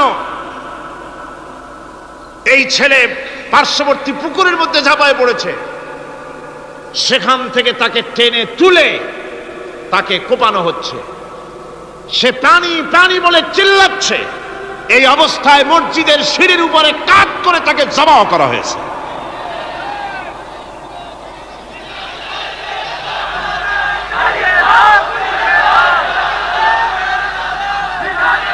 এরপরে খুলনা আলিয়া মাদ্রাসার ছাত্র, এতিম ছাত্র, দুপুর বেলায় খানা খেতে বসেছে, সেই খানা খাওয়া অবস্থায় তাকে গুলি করে ছোরা দিয়ে কুপিয়ে কুপিয়ে তাকে দুনিয়া থেকে বিদায় করা হয়েছে। এভাবে প্রতিটি শিক্ষাঙ্গনে এভাবে মানুষকে মারা হচ্ছে, ছাত্রদেরকে মারা হচ্ছে। যারা মারছে আমি তাদের উদ্দেশ্যে বলতে চাই, যারা তোমরা মানুষ হত্যা করতেছ, পাখির মতো শিকার করতেছ, মনে রেখো আল্লাহর বিচার দু রকমের হয়, একটা হয় দুনিয়ায় আর একটা হয় আখিরাতে। দুনিয়ায় তুমি যার সন্তানকে হত্যা করেছো, যার সন্তানকে হত্যা করে যার মা বাপকে কাঁদায়েছো, দুনিয়ার শাস্তিটা এভাবে আল্লাহ তোমাকে দিবেন, তুমিও নিহত হবে। তুমি যাকে হত্যা করেছিলে তার মা বাপ যেমন কেঁদেছে, তোমার মা বাপও তেমন কাঁদবে। তুমি যদি কাউকে হত্যা করে তার স্ত্রীকে বিধবা করে থাকো, তোমাকেও আল্লাহ হত্যা করাবেন এবং তোমার স্ত্রীও বিধবা হবে। তুমি যদি কাউকে হত্যা করে তার সন্তানকে এতিম বানায় থাকো, অবশ্যই তুমিও নিহত হবে, নিহত হবে, আর তোমার সন্তানেরা এতিম হয়ে কাঁদবে, ভিক্ষাও মিলবে না, আল্লাহ এমন করে ছাড়বেন। অন্যদেরকে তুমি যদি একটা গুলি করে কারো বুককে ঝাঁঝরা করে থাকো, অসংখ্য গুলি তোমার বুকটাকে ঝাঁঝরা করবে। আল্লাহর কসম, যেভাবে মানুষ মেরেছো এইভাবে এর থেকে নৃশংসভাবে তুমিও মরবে, কোনো সন্দেহ না। আল্লাহর এই বিচার হবে। সুতরাং আল্লাহর এই বিচারের কথা কোরআন থেকে যারা জানে তারা সন্ত্রাস করে না। এই জন্য কলেজ বিশ্ববিদ্যালয় সমূহে সন্ত্রাস হয়, মাদ্রাসাগুলিতে সন্ত্রাস হয় না বললেই চলে। কথা কি ঠিক বললাম না বাড়ায় বললাম? সন্ত্রাসের কারণে টাইটেল মাদ্রাসা বন্ধ হয়েছে কয়টা বাংলাদেশে? ফাজেল মাদ্রাসা কয়টা? দাখিল কয়টা? ইল্লা মাশাআল্লাহ দুই একটা হতে পারে কোথাও, কিন্তু তা হয় না। কারণ মাদ্রাসায় এই সব কথা পড়ানো হয় যা আমি বললাম, কোরআন থেকে যে কথাগুলি বললাম এগুলি কোথায় পড়ানো হয়? আজকে যদি কলেজ বিশ্ববিদ্যালয় সমূহে কোরআন পড়ানো হতো, তাফসীর পড়ানো হতো, তাহলে বিশ্ববিদ্যালয় থেকে রবীন্দ্রনাথ আর সূর্য সেনের পা চাটা গোলামেরা বের হতো না, শহীদ বেরিয়ে আসতো। টিপু সুলতান বেরিয়ে আসতো, সালাউদ্দিন আইয়ুবী বেরিয়ে আসতো। দুর্ভাগ্যজনক আজ কলেজ বিশ্ববিদ্যালয়গুলিতে আল্লাহর কোরআন পড়ানো হয় না বলে আমাদের পাঠানো সোনার টুকরা ছেলেগুলি কয়লার টুকরা হয়ে ফিরে আসতেছে। বন্ধুগণ, জীবনের নিরাপত্তা দিচ্ছেন আল্লাহ পাক। কোরআনের আইন চালু হলে মানুষকে হত্যা করা হবে না, কেউ কাউকে মারতে পারবে না, মারলে তাকেও নিহত হত্যা করা অবশ্যই হবে। সম্পদের নিরাপত্তা দিচ্ছেন আল্লাহ, গ্যারান্টি। হিন্দু হোক মুসলমান হোক সকলের সম্পদের গ্যারান্টি মিলবে, কেউ কারো সম্পদকে হরণ করবে না, গসব করবে না। কোরআন বলছে ওয়ালা তাকুলু আমওয়ালাকুম বাইনাকুম বিল বাতিল, পরস্পরের সম্পদকে অবৈধভাবে ভক্ষণ করো না। সম্মানের নিরাপত্তা হচ্ছে ইসলামী সমাজ চালু হয়ে গেলে আল্লাহ রাব্বুল আলামিন সম্মানের নিরাপত্তা দিবেন প্রত্যেক নাগরিকের। আল্লাহ পাক বলছেন ইয়া আইয়ুহাল্লাযীনা আমানু লা ইয়াসখার কওমুম মিন কওমিন, হে বিশ্বাসীরা তোমরা এক গোত্র আর এক গোত্রকে ঠাট্টা করো না। চাষিরা তাঁতিদেরকে গালি দিও না, তাঁতিরা চাষিদেরকে, জেলেদেরকে গালি দিও না। এক গোত্র আর এক গোত্রকে ঠাট্টা করো না, বিদ্রুপ করো না। ওয়ালা তালমিজু আনফুসাকুম ওয়ালা তানাবাজু বিল আলকাব, একে অপরের দোষ গিয়ে বেরিও না, একে অপরকে খারাপ নামে ডেকো না, একে অপরের কুৎসা রটনা করো না। আল্লাহ নিষেধ করেছেন। ইসলামী সমাজ হলে পরে মানুষ সব দিক থেকেই নিরাপত্তা পাবে, গ্যারান্টি পাবে, ব্যক্তি স্বাতন্ত্র্যের প্রাইভেসির নিরাপত্তা পাবে। কারো ঘরের মধ্যে কেউ হঠাৎ করে ঢুকবে না, অর্ডার নিয়ে ঢুকতে হবে, পারমিশন নিয়ে ঢুকতে হবে। আল্লাহ পাক বলেছেন লা তাদখুলু বুয়ুতান গায়রা বুয়ুতিকুম হাত্তা তাস্তানিসু ওয়া তুসাল্লিমু আলা আহলিহা, অন্যের ঘরের মধ্যে পারমিশন ব্যতি রেখে প্রবেশ করো না। আগে সালাম দাও, পারমিশন নাও, তারপরে ঢোকো। যদি জবাব না আসে চলে যাও, বেরিয়ে যাও, এটা তোমার জন্য কল্যাণকর হবে। তারপরে ইচ্ছে মতো ধর্ম পালনের নিরাপত্তা পাওয়া যাবে ইসলামী সমাজে। কাউকে বাধ্য করা হবে না ইসলাম কবুল করার জন্য, বা অন্য ধর্ম কবুল করার জন্য কাউকে বাধ্য করা হবে না। কোরআনে কারীম বলছে লা ইকরাহা ফিদ্দিন, ধর্মের ব্যাপারে কোনো বাড়াবাড়ি করা যাবে না, কারো উপরে কোনো ধর্মমত চাপিয়ে দেওয়া যাবে না। যার ইচ্ছে তার ইচ্ছে মতো স্বাধীনভাবে তার ধর্মকর্ম পালন সে করতে পারবে।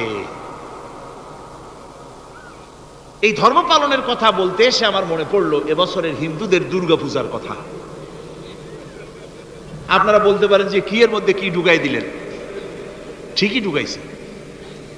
আমি বুঝি না যে কেমন ধর্ম, আপনারা আমারে কন। দেশের প্রধান বিরোধী দল তারা যদি বলে যে আমাদের এই দাবি যদি সরকার না মানে তাহলে 1 বছরের ভেতরে আমার দলে যত লোক আছে কেউ জুমার নামাজ পড়বে না, তাহলে তাদের দলের লোকেরা তা কি মানবে? মানবে? বিএনপি যদি বলে, সরকারে যারা আছে, যে আমাদের এই সমস্ত কথা যদি বিরোধী দল না মানে তাহলে আমার দলের কোনো লোক ঈদের নামাজ পড়বে না, শুনবে কেউ? শুনবে না। আমার ভাইরা, কোরআনে কারীমের আলোচনা শেষ দিকে এসেছে। আমরা মোনাজাত করব এখন। মোনাজাতের জন্য দাঁড়ানো ভাইয়েরা এক মুহূর্তে বসে পড়ুন। আজকে আপনাদের জন্য দারুণ সুখবর আছে। আজ কোরআনে কারীমের আলোচনা শুনে, কোরআনে কারীমের প্রতি মুগ্ধ হয়ে, ইসলামের আদর্শে উদ্বুদ্ধ হয়ে 5 জন অমুসলিম ভাই ইসলাম কবুল করতে এসেছে।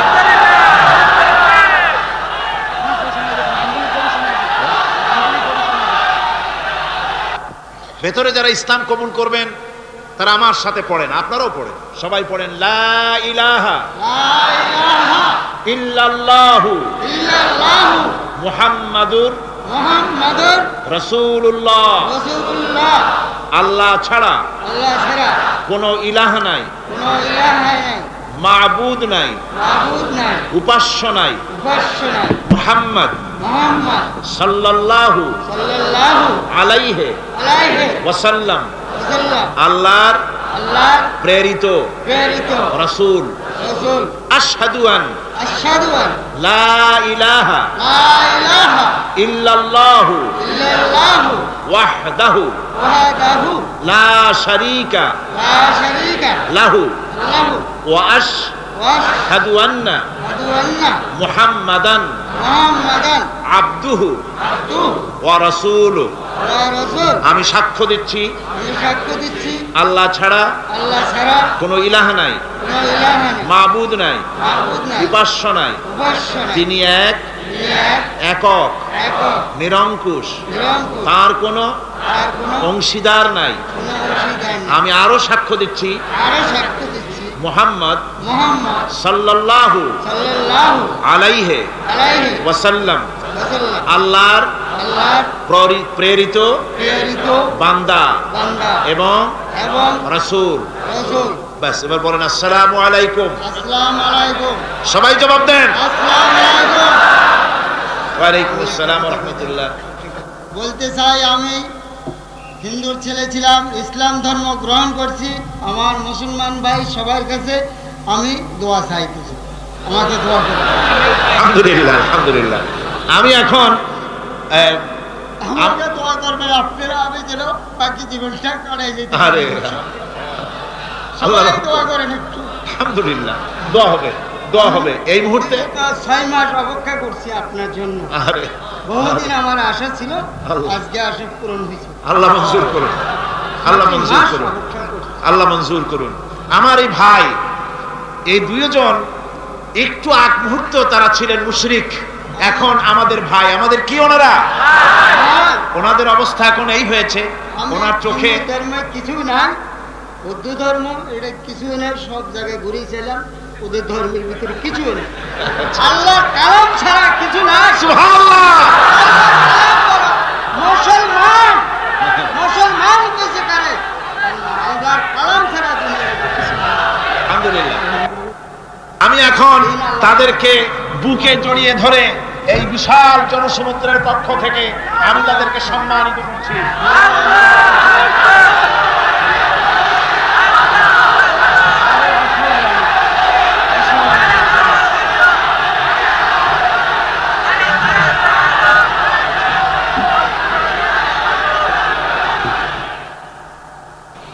আমরা মুনাজাত করব, আল্লাহর কাছে দোয়া করব। আল্লাহুম্মা আমিন। ربنا ظلمنا أنفسنا وإن لم تغفر لنا وترحمنا لنكونن من الخاسرين.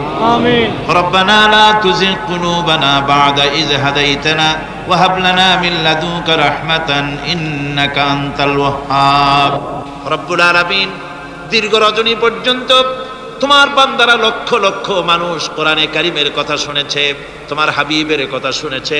আয় আল্লাহ তাআলা, তুমি দয়া করে মেহেরবানি করে তেলাওয়াত এবং দরুদ ও সালামের সওয়াব রাসূল করিম সাল্লাল্লাহু আলাইহি ওয়াসাল্লামের রূহ মুবারকে পৌঁছিয়ে দাও। ربنا تقبل منا إنك أنت السميع العليم وتب علينا إنك أنت التواب الرحيم. سبحان ربك رب العزة عما يصفون وسلام على المرسلين الحمد لله رب العالمين. واجعل آخر كلمة عند الموت لا إله إلا الله محمد رسول الله. السلام عليكم ورحمة الله.